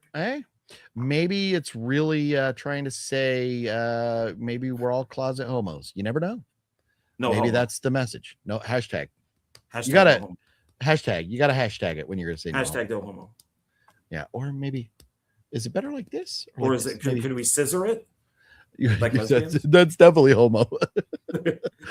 But the first Sister Act was funny. My wife loves those movies, and she loved them so much that we went and saw Whoopi Goldberg. And John and I recently had this conversation in a one-man show, but a one-woman show. But there we were. So I saw American Psycho in the theater recently. It was awesome. Nice, a great film. As you say, great film. Fangoria released it for July 13th only. Every 13th of the month, a new horror film. Nice. And so I know like Fangoria does stuff like that. And Regal, if you have the club membership, there's I mean, you could go irregardless if you have the membership or not. But if you have the membership, it makes it free. Every once in a while, they do Mystery Movie Monday, and you don't know genre, anything, but it's a movie that is coming out in like 2 or 3 weeks. So kind of good thing to have, but very cool there. So let's see here. Just finished my popcorn while listening to you guys. Decent popcorn rules. John, I think, loves popcorn a little more than I do. Because it was my birthday month also when we went to the theater to see Evil Dead Burn. I got a free large drink and a free popcorn because I'm a member of the Regal Club, and they didn't even take my points or anything. I just got them, and I had a bunch of the popcorn, but I gave probably 2/3 of that popcorn to John. And did you eat all of the popcorn, sir? I don't think all of it. No. Okay. No, okay. I did. It was good popcorn though. That was tasty popcorn, right? It was good. I enjoyed it. Yeah. The popcorn at my Regal sometimes is a little stale, but it's not as busy of a Regal. Although that Regal we were at that night, there was a fucking ghost town. It was the middle of the week in a casino, though. What are you gonna do? What are you gonna do? What are you gonna do? I gotta show what I got. And then we got celebrity birthdays and the tier list ranking. John put his in order. I put mine in order. Plus, I have the order that the voters or the scorers on IMDb would have scored these movies too, which is interesting. And I'm going to rub John's nose in it. The Grudge. Gail sent The Grudge. Oh, I like that. I think I have The Grudge, but I got the DVD, I think. But that's the remake. That's the requel. Oh, but I think I have this. So there's Grudge, Grudge 2, Grudge 3, and then that Grudge. Oh no, I don't have this. No, maybe I do. Fuck, I don't know. What is this? I have these two. Are these the same? Yeah, one's just the rated version and one is unrated. Okay, and so this is different then. That's technically part 4. Ooh. Very nice. Very Yeah, nice. I like Thank you, it. Gail. Very nice. Thank you, thank you, thank you. Let's see. He sent also The Ring. Okay, good Do I one. not have The Ring? Is my Ring only on DVD? Gail knows better than I do. So my Ring must be on DVD. So this must be an upgrade because I'm pretty sure I own The Ring. But very, very cool. Love this. And this is why Gail is so smart putting the little cardboards in here, because when they get mailed, sometimes the disc got loose, but it kept it in place. So thank you for always being so, generous, extremely generous, but thoughtful in your shipping procedures as well, Gail. Very nice about that. Upgrade ring. Thank you, Gail. Thank you. I'm glad I know, Gail, it's late at night, and Gail's had some very scary health issues. We've all been praying for Gail, hoping that he gets past these health issues and back to feeling himself. And hopefully, Gail, you're able to eat. Gail was struggling to eat the other day. So I said, you know me, I send a message and I start yapping. And they cut out after 5 minutes. I sent Gail 4 messages to get everything across. So he got almost 20 minutes worth of voice message from me the other day. 4K collector's edition, Galaxy of Terror. Oh, sweet. I don't know this movie. Oh, it's Shout Factory, Scream Factory. Roger Corman. Yeah, so it's an Alien ripoff. It's one of Robert Englund's first films. If you look down at who produced it, of course. Yeah, I hate to break it to you, his name's not on here. It's not much there. Well, it should be. Written by Mark Siegler and Bruce Clark, produced by Roger Corman, co-produced by Roger Siegler, directed by Bruce D. Clark. It's one of James Cameron's first films with Roger Corman. He got the job of Piranha 2: The Spawning because of that movie. What did James Cameron do on this? In the film, if you end up watching it, or something? No, there's an arm on the ground and there's maggots. And he was one of the assistant directors, and then he went and he shot this arm and the maggots wouldn't move. So he's like, very nice. Go get me a car battery and some cables. So they hooked up the car battery to the arm, and when they charged it, it shot all the maggots moving all around. Oh. And the producers, who are Italian, were there and said, if that guy can get maggots to act, we want him to direct our Piranha movie. And that's how he got the job. Okay, that's funny. That's great. I'll probably put this on the top of the list and watch this. Galaxy is awesome. It is really good. Nice. Yeah, I love that. Nice. Very nice. Very cool. Thank you, Gail. A couple more here. Next is what happened? There we go. This came off. I got a little excited. The Gallows. I like the Gallows. This is the one. It's about the high school kids, right? There was like the murders at the high school, and then like 20 years later, something the play they redoing it or something. Yeah, like kid that, right? hangs himself, and his ghost is around there.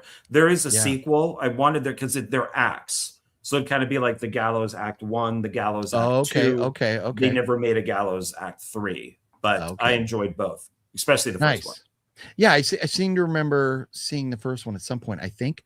But this must be an upgrade here. Very nice, Gail. Thank you so much. One more, and then we'll get caught up on the comments and move on to what's next. And this one, I love this. I don't have the biggest comedy collection, and the comedy movies that I do have in my collection are absolute gems. I thinned out a lot of my comedy. I have boxes and boxes and boxes of stuff out in the garage of non-horror sci-fi action movies or comedies that a lot of them went away, but the stuff that I do have is gold. And this is right up there. Definitely in my top easily 5, but maybe my favorite comedy of all time, Young Frankenstein. Oh yeah, that is great. That is a classic. Didn't own this. I did Absolute not own this. classic. Yes. Even before John had his issues with Mel Brooks, but I mean, Gene Wilder, come on. Well, I think when we looked at it, it was only 2 movies. Everything else is a classic. I think it's just 2 films that I wasn't a big fan of. So yeah, out of his 20 movies. So that is, I mean, so many classic moments from this, like, Frankenstein dancing to Putting on the Ritz, and then what's Frau Bruja, or however you say her name, and when he says her name, the horses all lose their shit.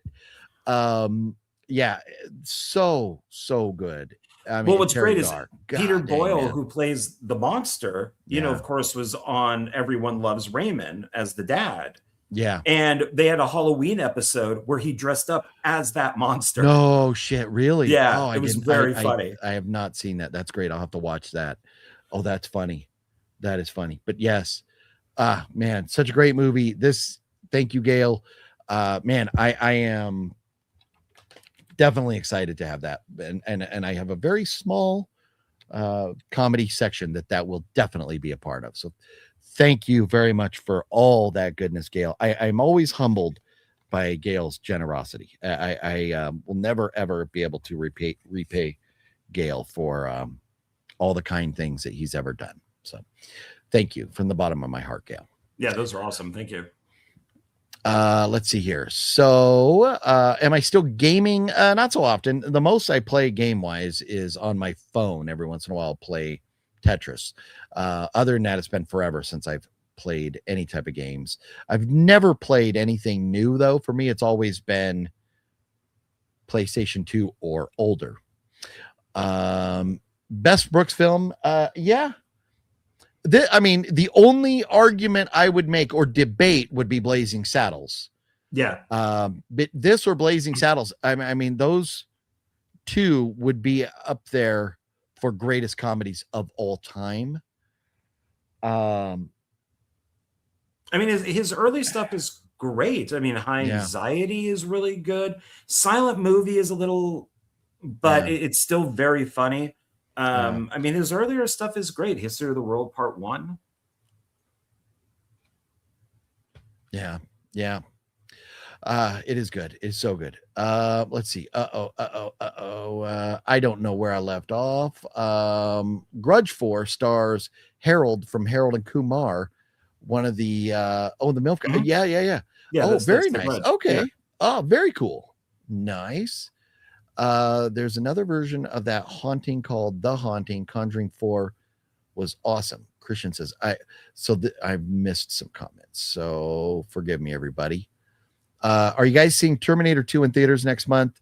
I think we saw an ad for that, right? John, you and I talked about it was in front of the movie, actually. Yeah. So if and that's like John is kind of hemming and hawing about getting the membership. If he does, I think it matters what version it is now that everything is shown digitally. If they show the director's cut, I'll go. If it's the theatrical version, I don't think there's a reason to go. Yeah. And that's, I mean, for me, it's a matter of what else is going on that day. If I have time, it would be cool to see it in the theater again. I'm bummed because I was sick when Silence of the Lambs came out in the theaters. This is when I was dealing with my vertigo and my like TIA thing and stuff. So I didn't get to go see Silence. I really wanted to see Silence of the Lambs in the theater. Sid Haig. Oh, sorry. I was going to say, when T2 came out, I accidentally insulted one of the guys who worked on the effects. I didn't know, because Lucasfilm is just right there up in Marin County. and he came into the video store, and I didn't know that he worked for Lucasfilm. And he goes, "So what'd you guys think of the effects, like that chrome effect, and all that?" And I went, "I thought it was okay. There's a few areas where it didn't match very well. It was all right. I think it probably could have been done better." And the guy just turned and walked away. And then my coworker goes, "John, he worked on the movie." Oh, funny. Oops. Gail says Sid Haig, Ray Walston, Robert Englund. He's got to be talking about this, right? Galaxy. Yeah. Oh man, It's got a massive bonus. cast. I fucking love Sid Haig, man. That's awesome. Yeah, Aaron Gray, Jolie Loves Chachi is in it. Oh, okay. It has Nice. a girl gets raped by a maggot. It's it's huge. Oh, a big maggot. Big maggot. Yeah, this thing is like the size of a truck. It grows and then it attacks her. Interesting. Okay. Brooks is making another Spaceballs. No, and I'm excited for it. I cannot wait. Oh, it's done. It's been done. Yeah, no, I think in post-production now. I don't know when it's going to come out. Hopefully they get it out sooner. I mean, hopefully Mel Brooks is around for a long time, but he just turned 100. So they got to get that puppy out quick so he can be there at the premiere and everything. They filmed Young Frankenstein with original film from 1930. Oh, you say like they shot it on film? They used maybe gallery say because they know they used props, like all that electrical stuff in there. All that is from the 1931 version, and then sadly some really bad B movies from about Frankenstein and Dracula and stuff used the same stuff. So it went from a classic film to another classic film to a bunch of B movies. Yeah. Well, we learned that like with the behind the scenes with the Blob was that like the costumes, the white costumes that the government people were wearing were in countless other movies. So, studios like to reuse props if they can. And I would love that. If Universal said, "Here's all of our props," and I'm like, "Oh my God, that's this. I want everything in my movie." Oh, sure. Yeah. Yeah. Cinestalker's in the house. What's cracking, Cinestalker? How you doing? Look at the legend right there. Adam Jones from Tool worked on the effects for T2. Oh, that's cool. From Tool, like the band Tool. Wow. Nice. Wow. Okay. We have a lot more to talk about. So, Gail, again, thank you very much for all that. Let's quickly run through some very interesting celebrity birthdays. I didn't go with the dates and all that. We're just going to say who's notable celebrity birthdays this week. Willem Dafoe, who is going to be in a movie, Werewolf, coming out at the end of the year, turns 71 this week. Danny Glover turns 80. Woody Harrelson, it's crazy to think, 65. Daniel Radcliffe, 37. Man, I would have felt like he was older than that now, but I guess, he started out acting as a kid, right? I mean, when he was 80, Harry Potter, he was already 30. There you go. Philip Seymour Hoffman, rest in peace, would have been 59. Dumbass. Speaking of The Conjuring and that, whole universe and everything of films like Insidious and stuff, Rose Byrne turns 47 this week. Tony Sirico from The Sopranos would have been 84. Rest in peace. Benedict Cumberbatch. I'm surprised this guy's not older than this. Turns 50 like today.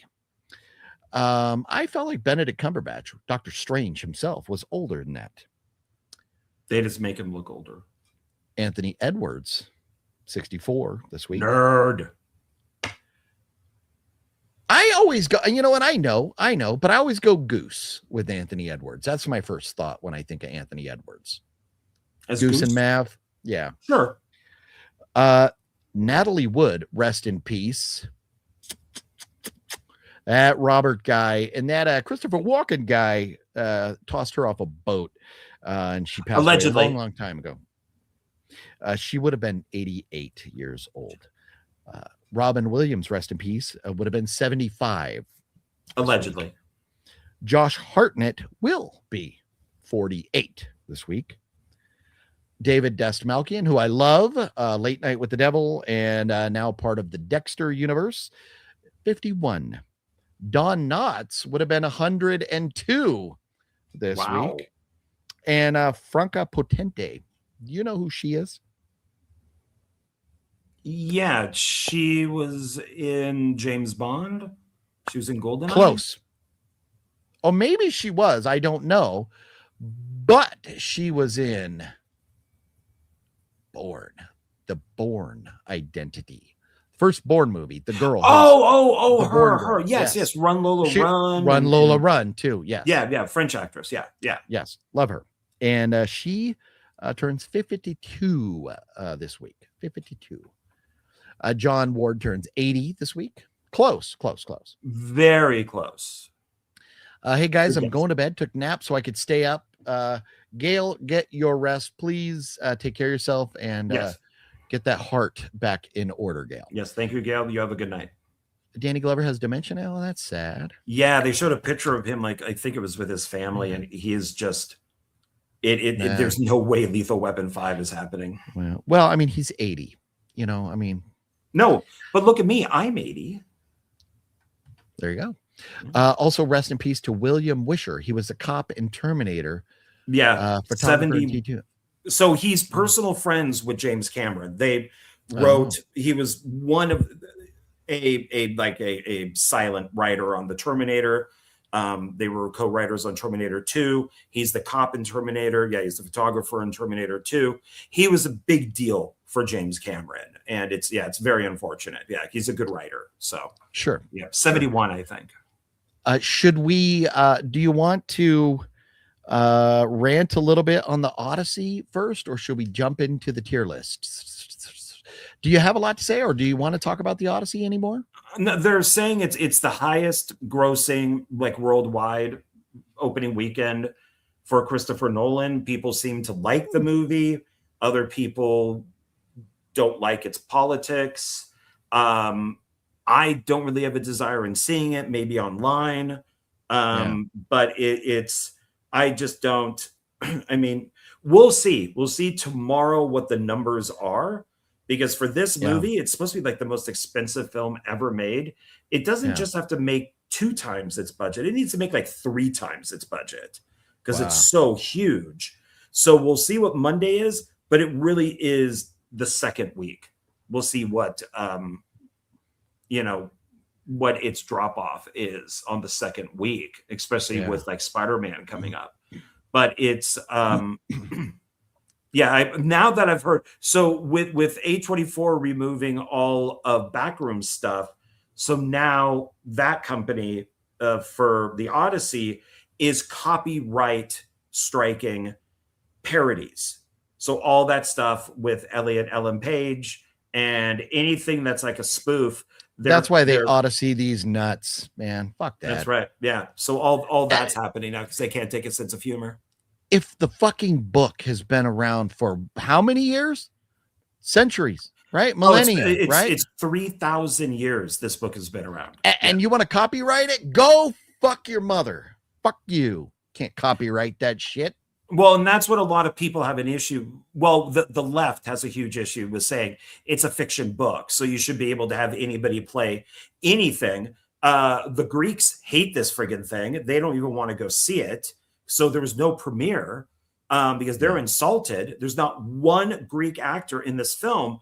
And John Leguizamo, of course, on the red carpet is you could ask this guy any fucking question. How's the sky look? The sky's blue. It's beautiful. And he'd be like, yeah, well, Latinos, they don't get a lot of representation. And it's like he talks about this, but yet you stole a role from a Greek actor. Yeah. You friggin' hypocrite. Yeah. So I did watch the it was a video with Critical Drinker and Nerdrotic. They were on what's that dude? Piers Morgan. Piers Morgan. Yeah. Did you see that? That was a great interview. I watched that. Yeah, they're kind of regulars on there now. Yeah. The guy on there, Mark, the guy on the bottom next to Critical Drinker and Nerdrotic. What a fucking clown. What a fucking clown. Oh, you can make it's a fiction. You can make anybody any color. No, fuck you. I'm not gonna make a fucking African story with a white guy. No, well, that's so fucking kind of keep to the script. Well, what they're what they're saying with the Odyssey is, let's say the right is saying it's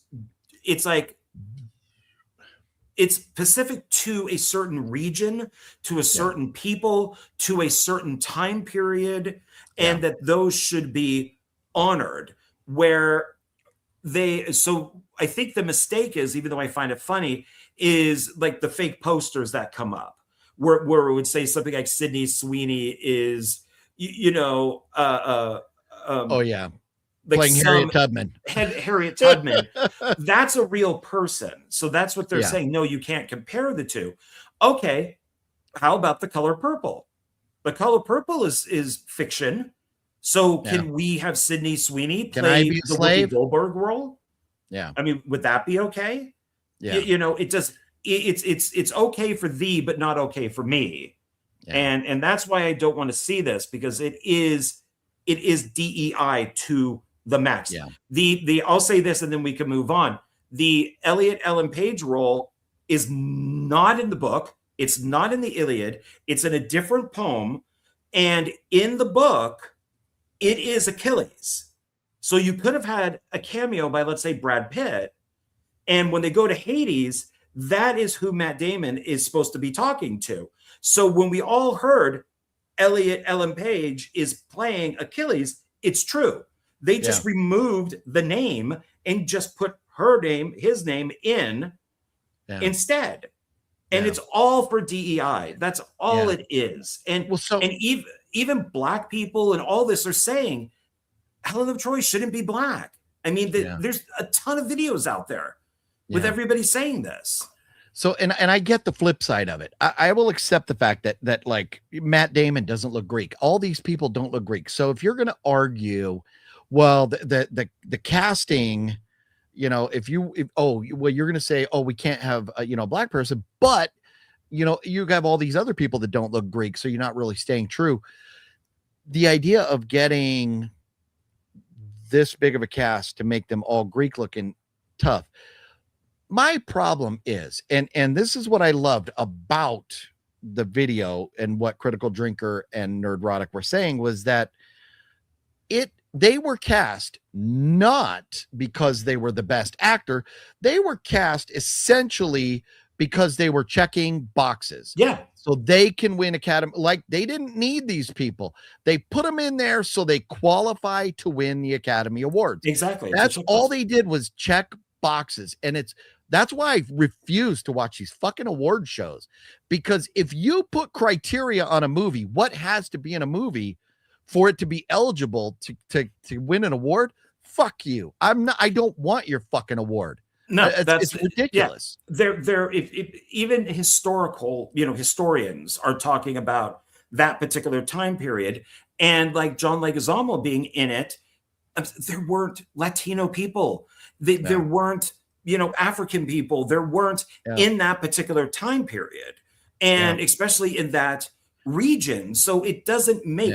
I've even heard the boat that they made, like this $10 million boat that actually works, it's a Viking boat. It's not a Greek boat. The giants that are in it, their costumes are not Bronze Age costumes. They're the completely wrong costumes. The rapper that's in it is actually Homer, and he's bookending it with a rap song at the end. It's like, there's a rap song in the Odyssey. Yeah, it's in the end credits. And so I think if Nolan had not come out and said, this book, our movie is going to be accurate, we are going to do the most accurate version of this book possible, maybe people wouldn't have a problem. I'm okay with not being accurate. And going back to what was that movie Denzel was in recently, where a lot of people are like, oh, Denzel was Gladiator 2. He's the best thing in that, because he just talks like a guy. But here's the thing. Here is the thing. The movie is fiction. And so, like, the Odyssey is fiction. But you cannot tell me there was a better actor out there that could have done a better job than Denzel. Denzel's like one of the best actors on the planet. So you want to cast Denzel? I'm okay with that. Whoever the fuck this person was they cast, you can't tell me that this person was cast because they were the best person for this role. And they're all, especially when they got 3 minutes of fucking screen time. They were put there to check that box. It was. Everything was. And I did mention that Denzel Washington just talks like a guy, which I think is funny for the film, because everybody, for Gladiator 2, because everybody else is like, if this will command, and then Denzel Washington's like, yeah, man, what do you want? What's going on? That's what they do in the Odyssey, is that they use a different vernacular, or I always have a hard time saying it. There's like 3 different languages that can be used that are English, and they use a modern one. So instead of saying father, they say daddy or dad, which is a big deal with a lot of people. And I understand it, because they wouldn't say that back then. They would say father, or they might say something else. Yeah. So it is even the costumes I've heard are very incorrect to just what the guys walk around in, on this 10-year journey, that they're incorrect. I don't think though. And I get what you're saying, but for me, Hollywood movies are never history lessons, and I don't care about that type of stuff, about the historical accuracy of what things look like. Nobody should be wearing a wristwatch, or there should be no street lights or cell phones, definitely things like that. Otherwise, I'm not going to be a stickler on that stuff, and I don't think most people are. No, but if you say it is. If you're the director, did he come out and say? Yes, he said this. That's just historically correct. Yeah, it's just retarded to that time period. Yeah, and it isn't. So, and I did see that, and what you just brought up there, and they went through. I forgot what YouTuber it was. Went through the cast saying, I forget who the second person is, but they said 2 people could pass as Greek. John Berthal is one. And they said, okay, if you're not going to hire a Greek actor, at least get Greek passing actors. And I think they said, don't and say, fuck it, we're just going to cast whoever, but don't cast them to check boxes. Cast whoever. I don't fucking care. I really don't. Cast them to check. Don't don't cast to check boxes. And no, Antonis is Greek, so Antonis obviously would fit the bill, definitely. Yeah. I do. Jeff brings up a good point. If Shaft got remade with a white dude, people lose their minds, 100%. And that's kind of, but you could argue that, and you could do it. People would lose their minds. Or even what did Pam Grier play? What was her character? Coffee or Foxy Brown. Foxy Brown. Yeah. She's fucking great, but that would be like and putting Sydney Sweeney as Foxy Brown. It wouldn't work. I mean, like, you could. But why? You don't need to. The race swapping to check boxes is what is frustrating, because that just means somebody's fucking political agenda is still in these movies, and that's not what we want. We want a fucking movie. Again, you want to put Denzel as the fucking lead, and I don't remember the Odyssey. I was forced to read it in school, and it's been out of my mind for fucking 40 years. I don't care about it. I'm not going to go see this movie, not because woke or not. People are loving it, but I just don't give a fuck about the story. It's something that I just would not be interested in, irregardless of whether it was great or not. It's just not for me. So yeah, it's just, even the stuff with Ellen Page is that there is when in the movie they mention that she is the greatest warrior, and somebody did record the opening scene and is running like this. The greatest warrior. Yeah, it's all that stuff is true. It's when they get this, and of course, as I'm sure it was taken down by now, but it's like you're a woman. You run like a woman. You don't run like a man. You don't run like a warrior. Yeah. But yet and you have the physique of a 12-year-old. Yeah. I mean, just that stuff of Ellen Page on the red carpet in that giant talking heads David Byrne suit that was so ill-fitting, and then with the bodyguard that's like 7 feet tall. He may only be 5 feet tall, but compared to her, he's like 7 feet. Well, I think the Page. We're gonna go with the Page because I don't. Whatever. But that the Page is like 5'1", I think, or 5'3" at max or something. I think in real life it's like 5'1", yeah. Yeah. like it is a just tiny such woman. it's such a slap in the face. You want to make a great, powerful actor. You know what? Go put, I don't care. Put The Rock as that actor. Put what's his name? Aquaman as that role. I'm fine with it. They look like powerful leads. They don't have to be white. But they just have to look like a fucking warrior, not like a whatever you want to classify Paige as. Well, and nobody complained about Troy. Yeah. Nobody complained about that 90s miniseries, The Ody-See. What is Troy? The one with Brad Pitt. Oh, okay. Haven't seen it. Now, it's not my genre. I'm not going to watch No. But what I'm saying is that nobody sat there and said, well, Brad Pitt doesn't look like this, or nobody, no, because it wasn't made a big deal. It's just, here's Troy. Here's a movie, Troy, based on these stories or these poems, and nobody cared.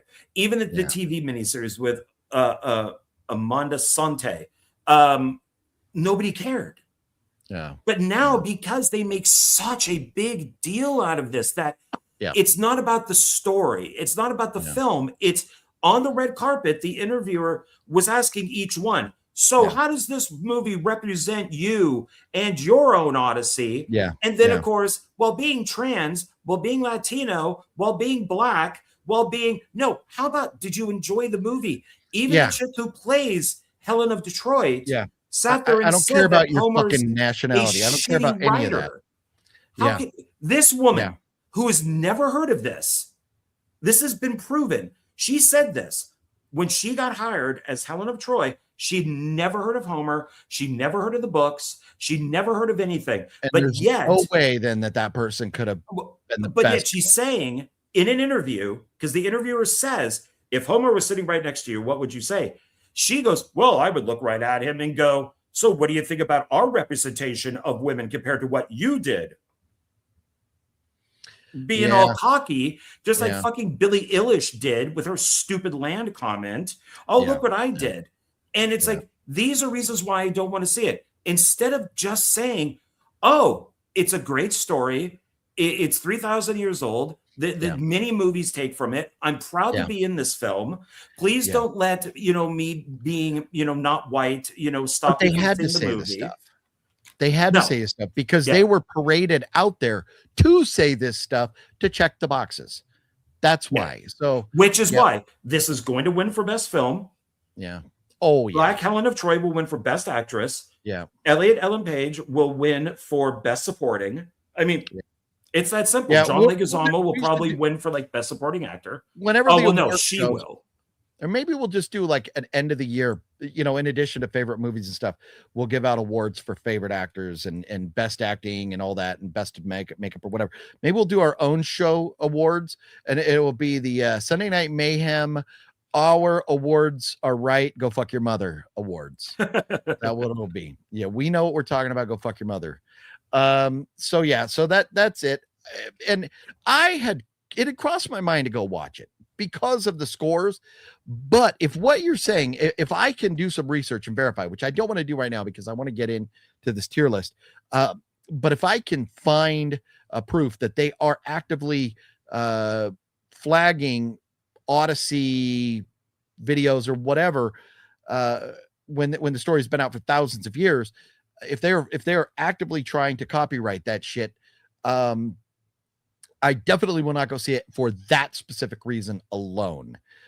If not for the, the whole like box checking.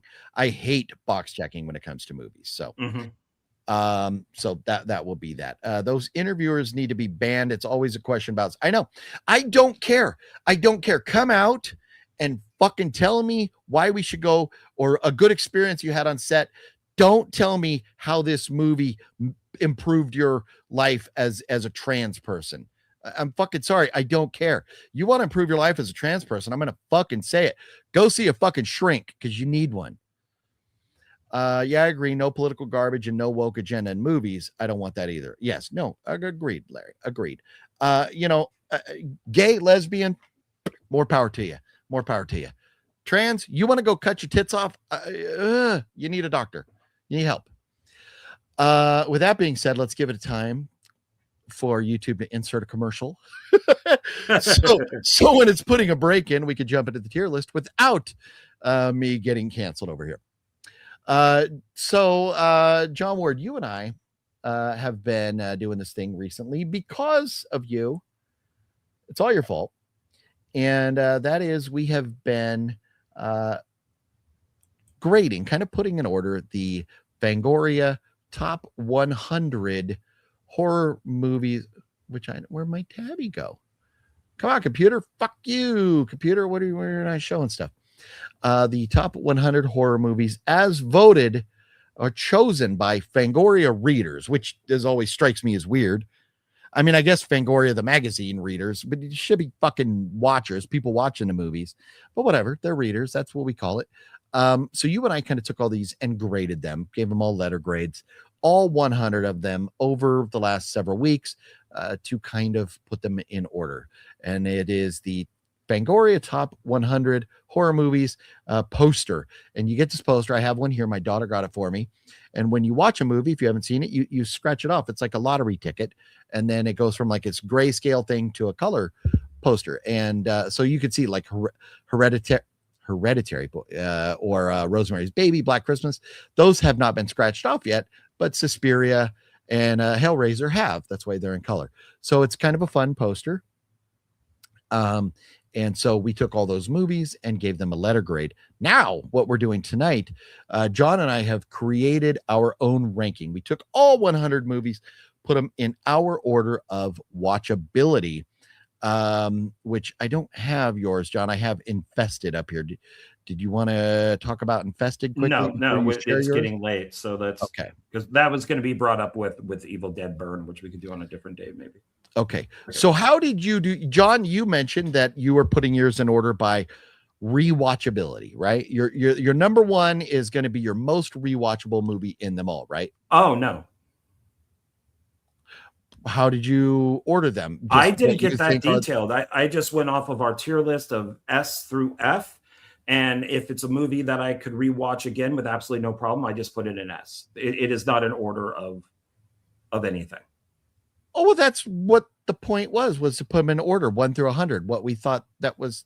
I thought we were just putting them in S or A or B or whatever it is. No. In order, ranking you were getting so detailed with all this stuff. No, this is what we talked about in previous weeks, not just today, was that we're putting them in order. Like I have 1 through 10, 11 through 20. Yeah, they are in order of S, A, B, C. But so you don't have your favorite number one movie and then number two. No, because remember, I don't like think earlier, a lot of them deserve to be on there anyways. But that, irregardless of all that, the idea was to rank them. So we'll take a look at John's, which is going to be very different than mine in many ways. And then we'll take a look at mine, and then we'll talk about IMDb's version of this, which is very interesting. I have ranked here every movie 1 through 100. And I have the IMDb score. Well, it's fun to talk about. And this is, if we don't do the homework, then we don't have a show.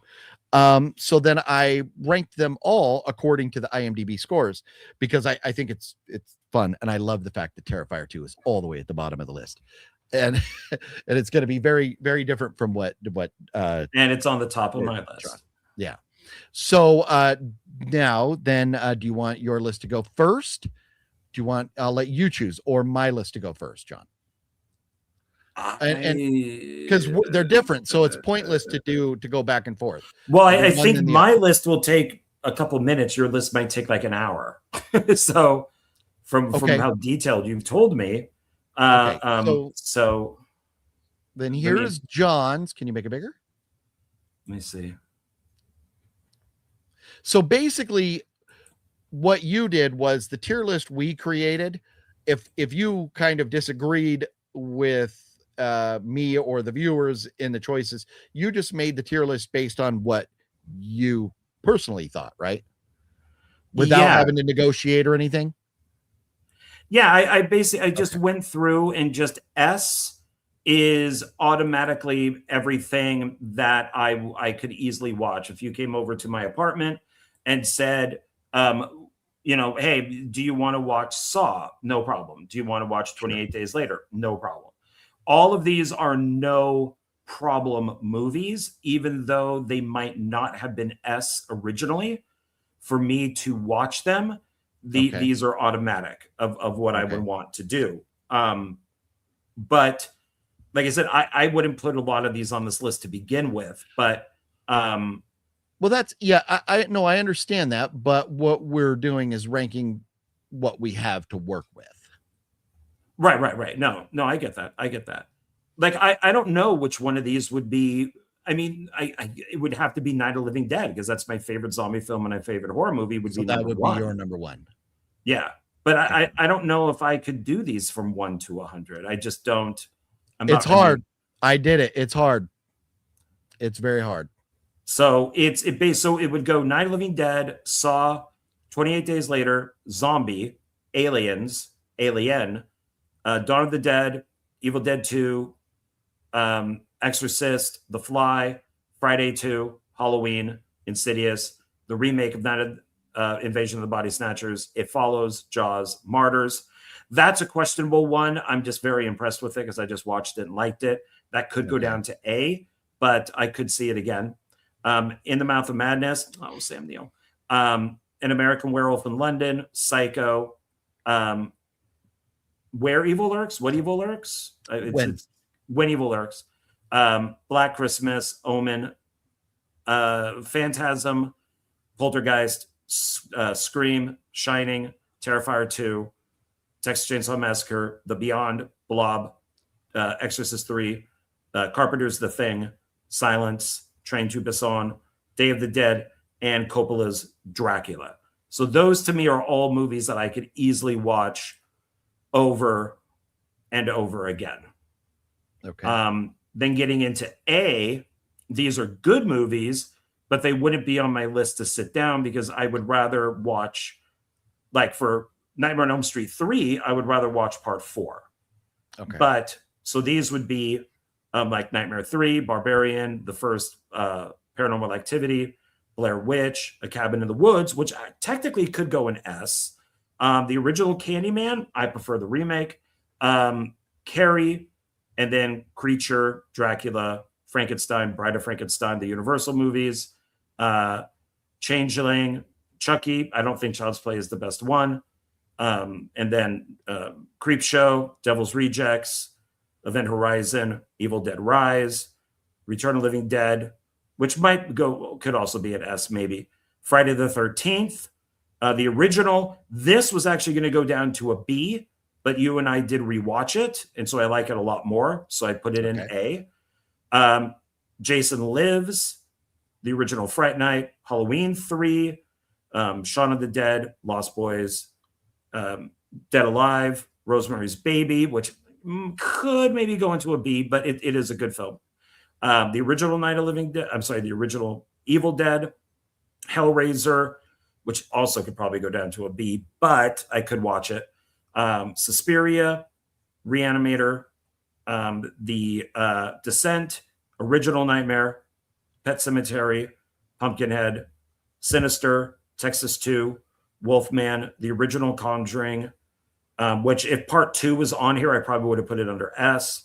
The Fog, Ginger Snaps, Howling, Ring, X, Witch, and Videodrome. And then we get down into the Bs, which I like is that they get less and less. So House of Thousand Corpses, Hereditary, Nope, Ring You, Strangers, Talk to Her, The Haunting, Wicker Man, Freaks. Freaks is an excellent film, but man, I don't think I could always rewatch that, but it is a great movie. Get Out, Nosferatu, same thing, great movie, but it's silent, so it takes a little bit of an effort, but great movie. It, the remake of It is in C. Nightbreed, Trick or Treat, and then D, Let the Right One In. I just found it boring as fuck. Maybe I should rewatch it. And then Midsommar, Possession, I'm going to have to rewatch. And then the worst film I think that I watched in this entire thing is Audition.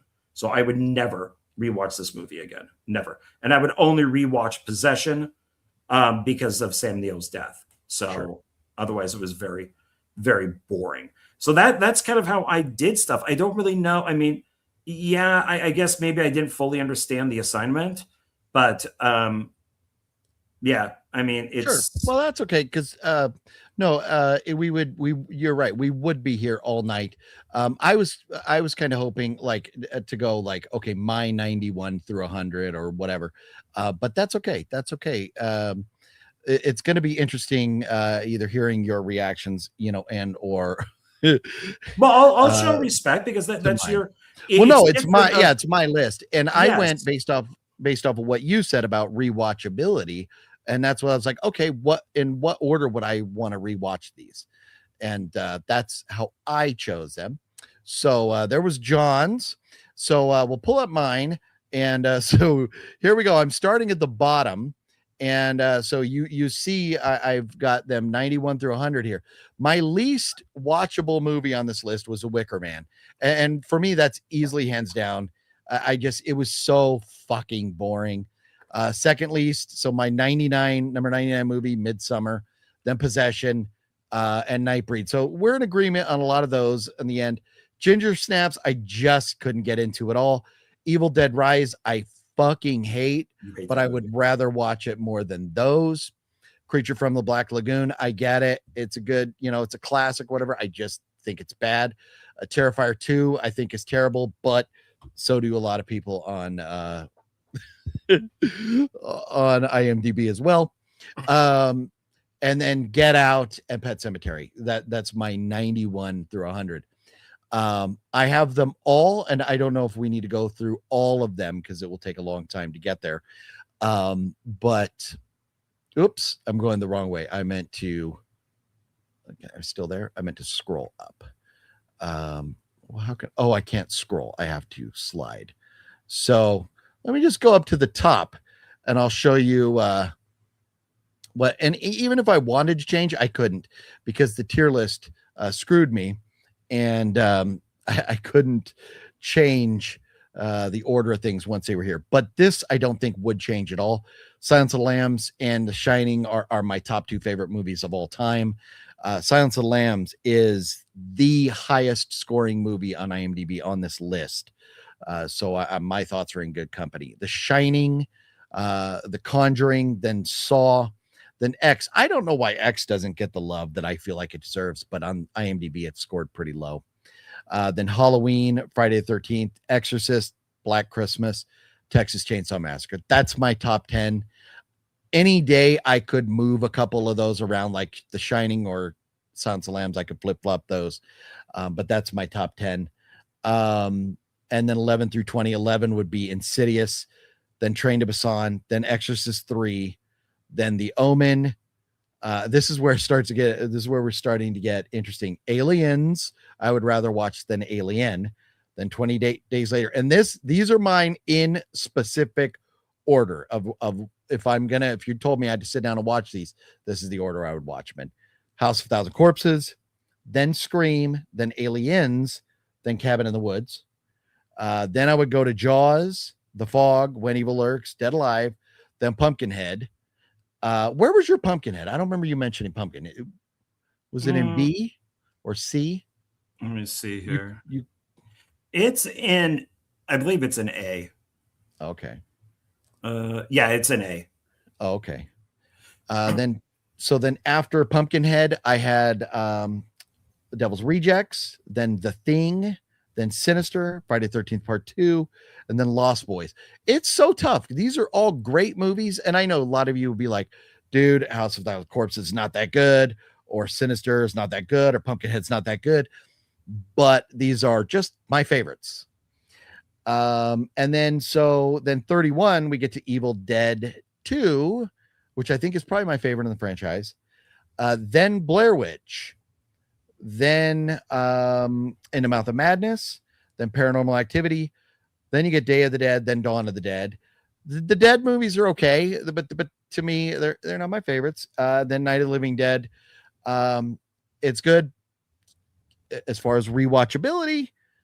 It's older, and did they it's black and white. Did they colorize it at all? Is there a color version of it? A few different companies did. It's Okay. very funny. Yeah, you gotta watch it black and white. Yeah, sometimes the zombies are white, sometimes they're green, sometimes they're purple, sometimes they're yeah. But then Texas Chainsaw 2, then It Follows, and Barbarian. And then so 41, then we got Poltergeist, The Beyond, Shaun of the Dead, Hereditary. The Witch, I think, is a very great movie. I don't know if it gets the respect it deserves. Friday 13th, Part 6. And one thing I've noticed in putting all these in order, John emailed me all the posters. I threw them all on the list and then just kind of started going, do I like this better than this? And I just started moving them up. I am a bigger fan of slashers than I think I thought I was. But then, so Return of the Living Dead over Phantasm, and then Hellraiser. Again, Hellraiser is a franchise I think I like more position-wise than the first, but we've talked about Hellraiser. The original one has some issues. Halloween 3, then Martyrs. I like Martyrs a lot, but I really like all those other movies. And then Psycho, which people will argue Psycho is the greatest movie of all time or one of them. But as far as rewatchability, a slower burn, older. I mean, it's Hitchcock. It's great, but I'm going to watch it after I watch all those. Invasion of Body Snatchers, again, great movie, but it's fallen down the list. Evil Dead, Event Horizon, and then finally we get to the first Nightmare on Elm Street, which, because I just don't give a fuck about that franchise. The Changeling, Carrie, The Blob, Fright Night, and which Fright Night I probably was going to move down, but I clicked one button and my whole list went away, so I had to take what I had, and I'm stuck with it. But then Dracula, then the original Zombie, Let the Right One In, American Werewolf in London. To me, it's a good movie, but just Creep Show, kind of boring. And now we're in the second half, so this is where we're starting to get to movies that I don't admire as much. The Descent, great movie, but come on, everything else above it's better. Strangers, Ringu and Ring, those are like a wash for me. Then The Fly, then The Howling. This right here, The Haunting, I think I would have moved up had I had more time to think about this. Talk to Me, it was okay, but I don't need to see it again. Suspiria is great, but I don't need to see it again. Nosferatu, again, silent movie. I would probably watch the new Nosferatu if I had a choice over the remake or over the original here. Frankenstein and Freaks, Dracula. Again, the classics are great. But like you've seen them once, it's enough for me. Then Trick or Treat, then Reanimator, Bride of Frankenstein, Wolfman, Nightmare 3, Nope. Candyman's okay, but I'm just not the biggest fan. I don't think I've ever seen, in fact, pretty sure I've not seen the remake, and so I need to see that to kind of probably be in line with John and like it better than the original. It's a great premise. Tony Todd is phenomenal. Just had some issues. I fucking hate the ending. Videodrome is where we officially get into boring as fuck. Videodrome, Rosemary's Baby, Audition, Pet Cemetery, Get Out. Though to me, I mean, Get Out and Terrifier 2 are not boring as fuck, but like they're just in that category where I'd rather go watch the grass grow than watch those again. So that's my list. Those are my favorites. Now, with IMDb, and we're not going to spend a lot of time on this because we went from 45 viewers to 26. So we're boring the fuck out of everybody with our lists here now, which I thought everybody would think were interesting, but apparently not. No, they preferred our Ody-See rant. No, they did, definitely. So I went on IMDb and I looked at the scores for everything. The first, and there's so many ties, 100 movies, we only have 26 total scores. So number 1, Silence of the Lambs, stands alone at 8.6 out of 10. Then number 2, where'd it go? Psycho at 8.5, and I believe that is alone, which shows you what I know, because my Psycho is down at like 50 something. And then number 3 is 8.4s, and I think there's a couple of those. Aliens, the sequel, part 2 of Alien, is a 3 at 8.4, and The Shining is 8.4, and Aliens and Alien, both of them tied at 8.4. Then number 4, and I won't go through them all, but The Thing at 8.2, and I think that's it for then 5 is Jaws, The Exorcist. I don't think we have any 5s over here, but you could see they're pretty good scores. It's there's not a lot of argument with these, but let's go down to the bottom. The bottom is where it gets interesting for me, and that's just the worst movie on the list would be 26. I'm very surprised. 5.2 rating for Halloween 3. The IMDb viewers have it the worst out of the 100. I don't agree with that at all. John, you? Well, no. Yeah, I mean, when you have Audition, no. Yeah. So then 25, the second worst on the list is, I got to go back over to this page. No. Where did 25 go? I know it's here. If Audition isn't the worst one on there, it's a hate crime. It's that simple. Texas Chainsaw Massacre 2 is the second lowest rated movie on here. Very interesting. The third lowest at 24 is... it was too much to actually try and put these in order. I just had to go by what was on the list. The third lowest is Trick or Treat at 5.9. That's interesting. Trick or Treat's not great, but we're talking the 1986 with Ozzy and stuff. It's interesting. But still 5.9. None of these movies, the lowest score is 5.2, which for IMDb, this is still a fair score. But then we get to the 6.0s. So the 6.0s are the fourth worst set tier of movies on here, which is Friday the 13th Part 6. I wholeheartedly disagree. There's a lot of worse movies than that. And House of a Thousand Corpses, I think a lot of people would probably agree. But I love the fact, 2 movies that John and I argued a lot about, House of a Thousand Corpses and Terrifier 2, are tied. They have the exact same score. So I just thought that was what does that say? Very fucking funny. But what it means is, we're all entitled to our opinions, and that's that. So let's see. Audition. Let me find Audition and see where it is. And Audition has a 7.1. It is rated higher. Here you go. You ready? No. Audition is rated higher than Evil Dead Rise, Devil's Rejects, Barbarian, Nightbreed, Nightmare 3, Paranormal Activity. It's rated higher than Child's Play. It's rated higher than When Evil Lurks, Strangers, Pumpkinhead. It's rated higher than Exorcist 3. It's fucking rated higher than the People Exorcist have 3. Some people will say Exorcist 3 is as good as The Exorcist. And they're saying Audition is awful. It is so fucking bad. Agree. God, it is bad. It is not a good movie. No. Yeah. It's I get it that it's all subjective. I get all that. 100%. Like some people will say, Plan 9 from Outer Space is the worst movie ever made. No, it isn't. It is. I've seen Dustin Ferguson. So. I mean, it's Robot Monster, worst movie. No, it isn't when you compare it to other films.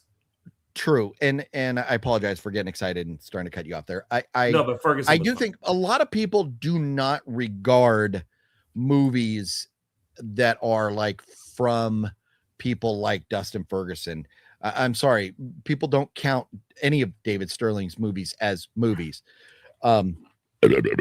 So I think a lot of people, when they go, "Oh, it's the worst movie of all time," they don't count that kind of dog shit, because movie is such a diluted term now that you have any asshole with a cell phone who takes his boyfriend out into the canyon and walks around for an hour and a half, and calls it a movie. It's not. They're not. And so it's hard to kind of, figure out where the line is. What is that line? What is really cinematic movie or not? And you can't say theatrical, because there's a lot of movies that were straight to video. I mean, I think that there was a like back in the 50s, you would have Ed Wood, or you would have like The Beast of Yucca Flats, or you would have Ega and some of these other movies out there, Teenagers from Outer Space, that had some love behind them. They actually had people who loved movies make them, but they had no budget.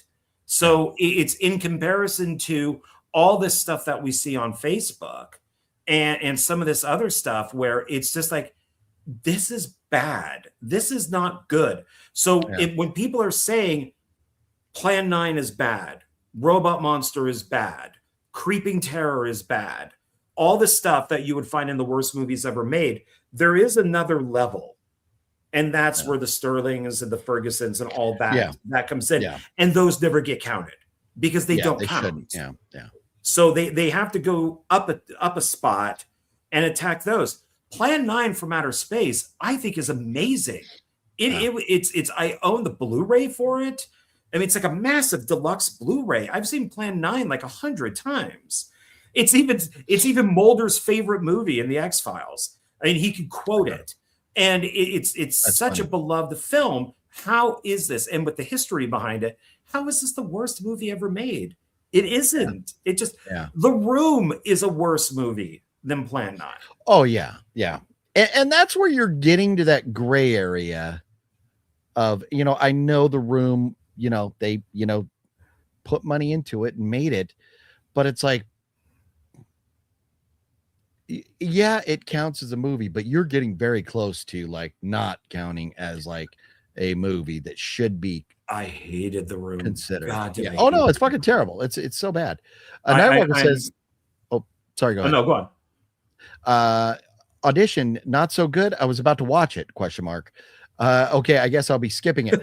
So here's the catch with Audition, Nightwalker. Audition, it has some great moments. The end and the very beginning are interesting. There's like a good hour and like 15 minutes in the middle that are boring as absolute fuck. It's a long movie and there's a lot of not much happening. And it's just tough to get through. Movies, in one thing that we haven't talked about, which we need to get to at some point, is movies that are not on this list that should be. And one of them, for me, easily just knock off Audition, replace it with Antichrist. Willem Dafoe is fucking phenomenal in that movie. It's a great movie. Someday I'll get my copy back from that Fat Samurai guy. It's got a Criterion. Absolutely love it. But there's a lot of movies out there that are not on this list that should be. And I mean, and you could say, I would even go with the argument that, okay, let's go top 100 movies, exclude sequels. But then that's kind of tough too, because there are a lot of movies like Exorcist 3 that definitely belong in that top 100. But like Friday the 13th, I could go, well, top 100, maybe I put 1, 2, 4, and 6 in that top 100. So, there's a lot of movies that might hog up big chunks of that top 100. But anyways, that would be kind of interesting. And maybe I'll do some homework to start figuring out movies that I think belong in there. But we'll see about that.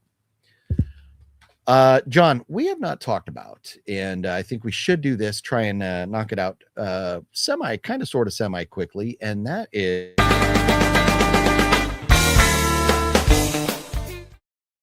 movies that John and I have watched recently that we saw, and I put them on Letterboxd more than anything to remind myself if I've seen them or not, because I've seen so many fucking movies, I have a hard time remembering. And as John prepares, I will mention that last night I watched Americana with Sydney Sweeney. I felt like it's a very good movie wee bit on the long side, hour and 46 minutes, I think. But the only knock I have on this really is that I felt like this is another director trying to be Tarantino, because they're trying to be Kill Bill, kind of outrageous with a lot of different crazy things going on.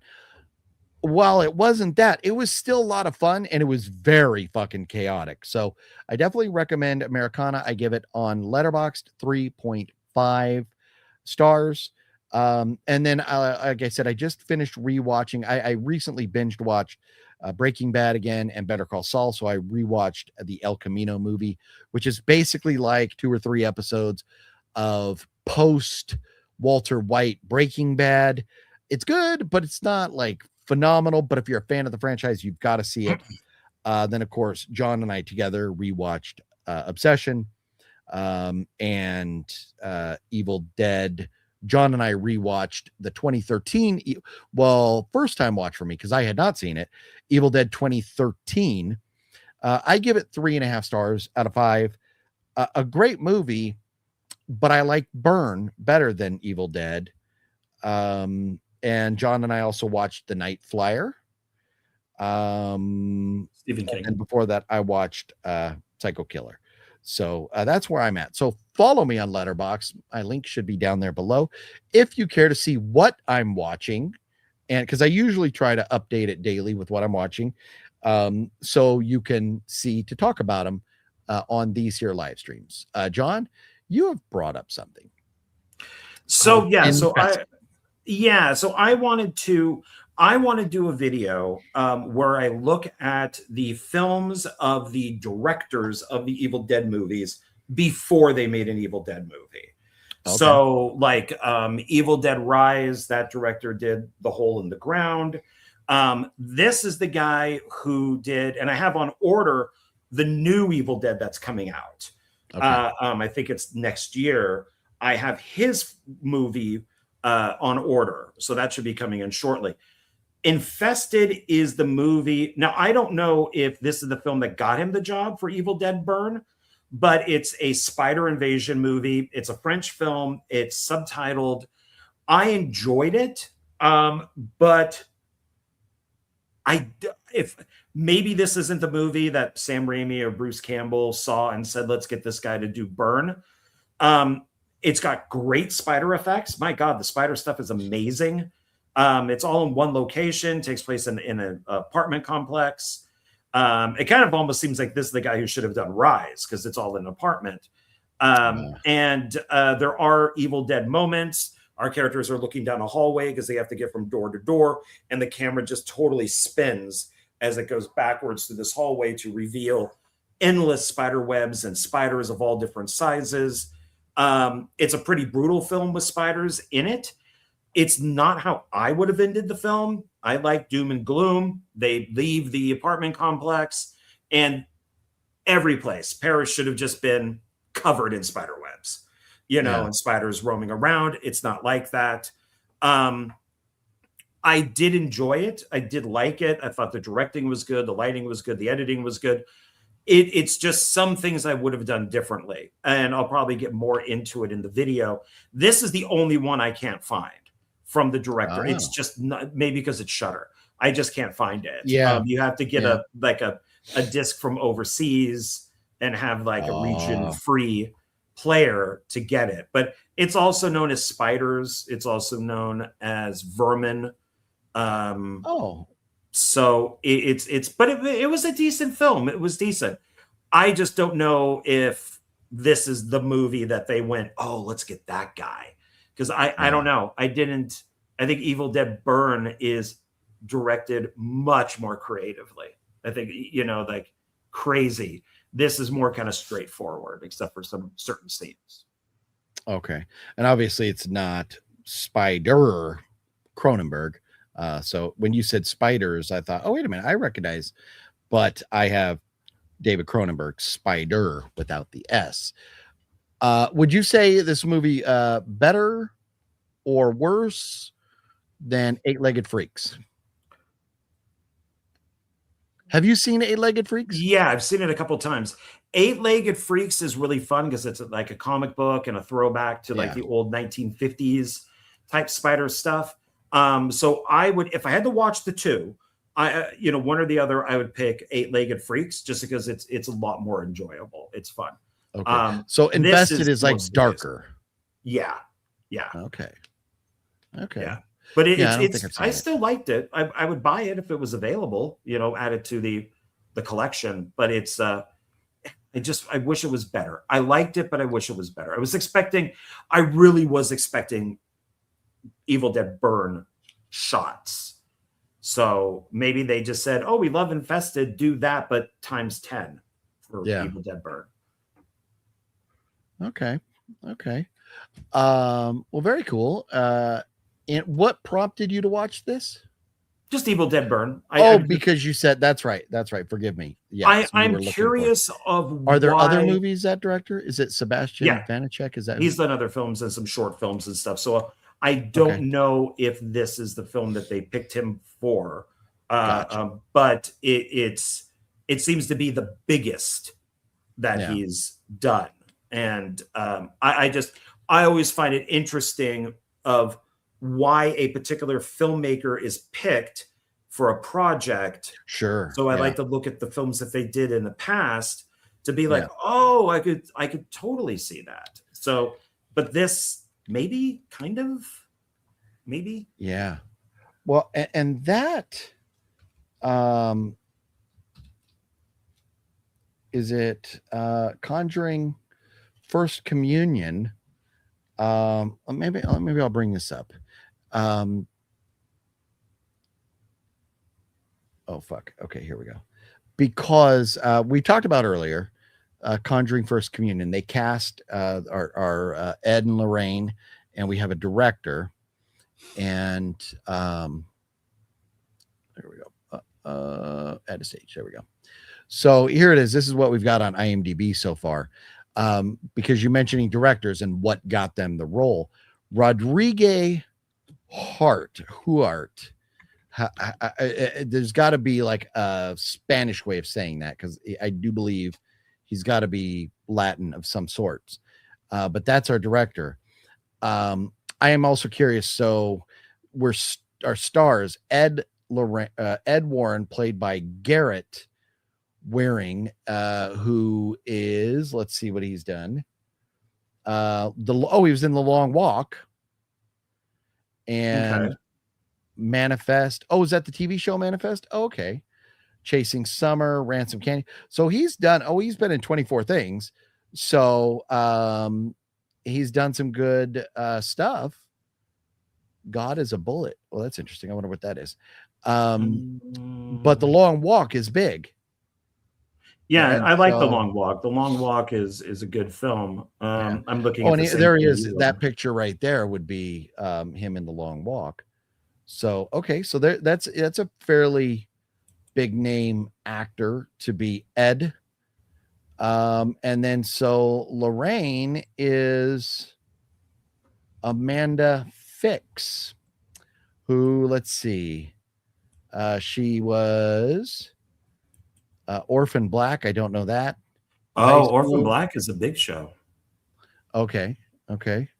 Is it like a horror kind of show, or what's it about? It's British. It's like a cosmic horror, type of thing. It's supposed to be very good. So yeah, I haven't watched it, but I've heard very good things about it. Okay, so it looks like more than movies, she's done a lot of TV shows, all these episode things, but none of which I am familiar with. But it's nice that she has a good resume, and she's going to be our new Lorraine. So that's cool. So there's our Ed and Lorraine. Now, Rodriguez Huart. You click on him. He is a director. He is directing the next Conjuring movie. He's not even big enough to have his own fucking picture on IMDb. That is interesting. Now let's see what he's done. He's directed 8 things.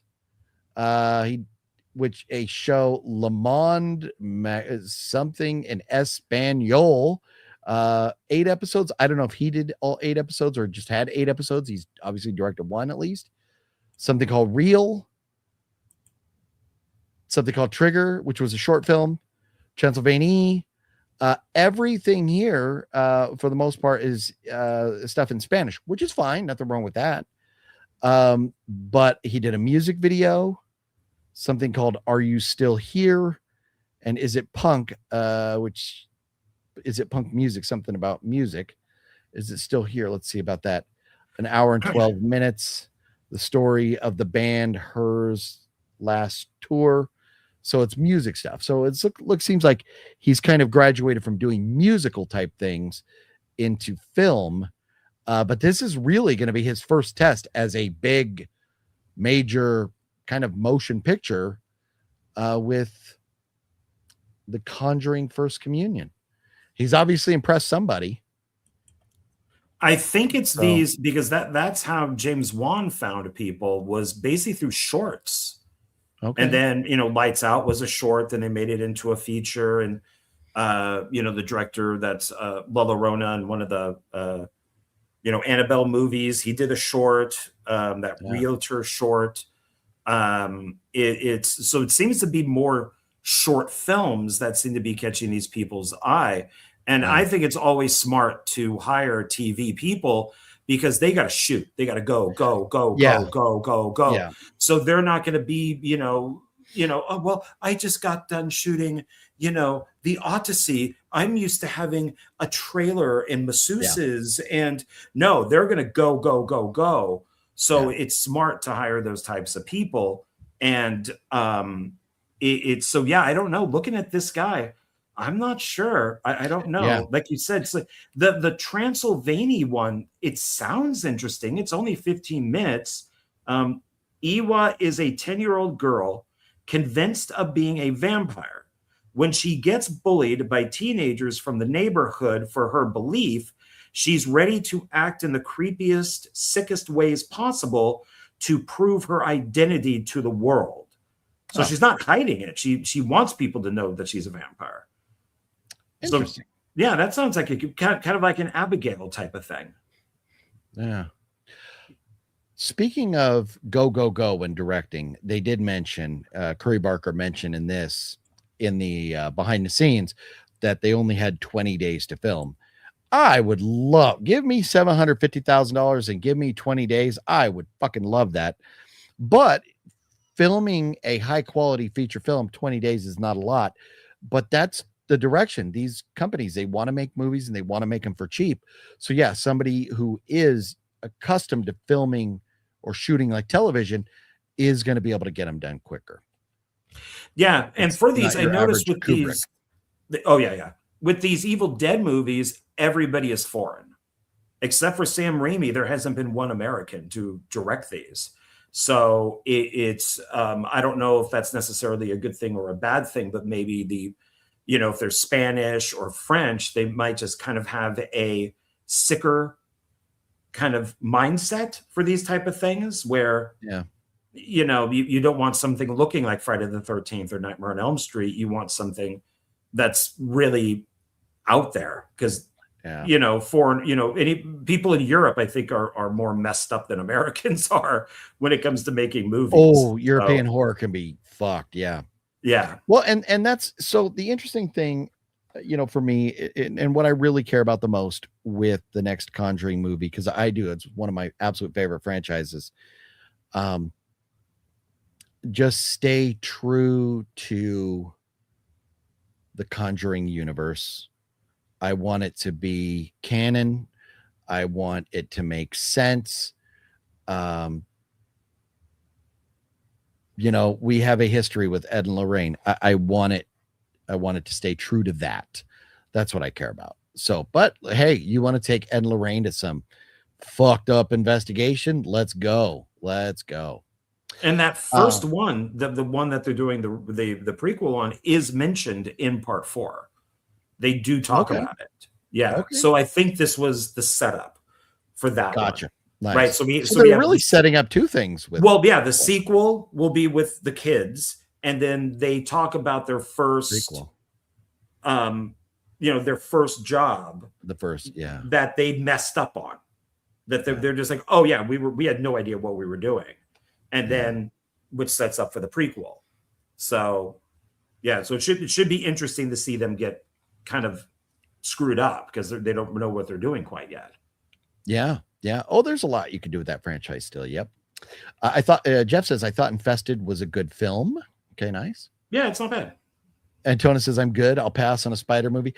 Yeah, I don't know. For me, spiders, rats, snakes, stuff like that. Like, I'm like, I could take it or leave it. These are ones that start off tiny and then they just grow and grow and grow and grow. Okay. So they look really good. Nightwalker says it's the new Spider-Man. There you go. And was it better than Arachnophobia? That's a good question. I think that they're different because one is French, one is American. I like them both, but once again, if I had to watch one, I'd probably watch Arachnophobia. Okay. So, because Arachnophobia is Jaws with spiders, but Infested is still worth watching if you have it, if you can find it. Arachnophobia, I don't know if I even own that. I would have to look at my list, but that's a movie to me. I mean, if you had it on VHS, that's kind of cool, but I don't know that I even own it. For me, like creature features, whether it's little or whether it's Godzilla, they're not my first go-to. If I was given it like by Gale or something, definitely going to keep it. But it's not something that's going to be high on my list. I like Joe's Apartment. Is that a movie? It was an MTV like little short shows that they would do. Okay. And Jerry McConnell is on there. And it's a guy who lives just in a very, very, very, very dirty apartment, and the cockroaches are there and they can talk.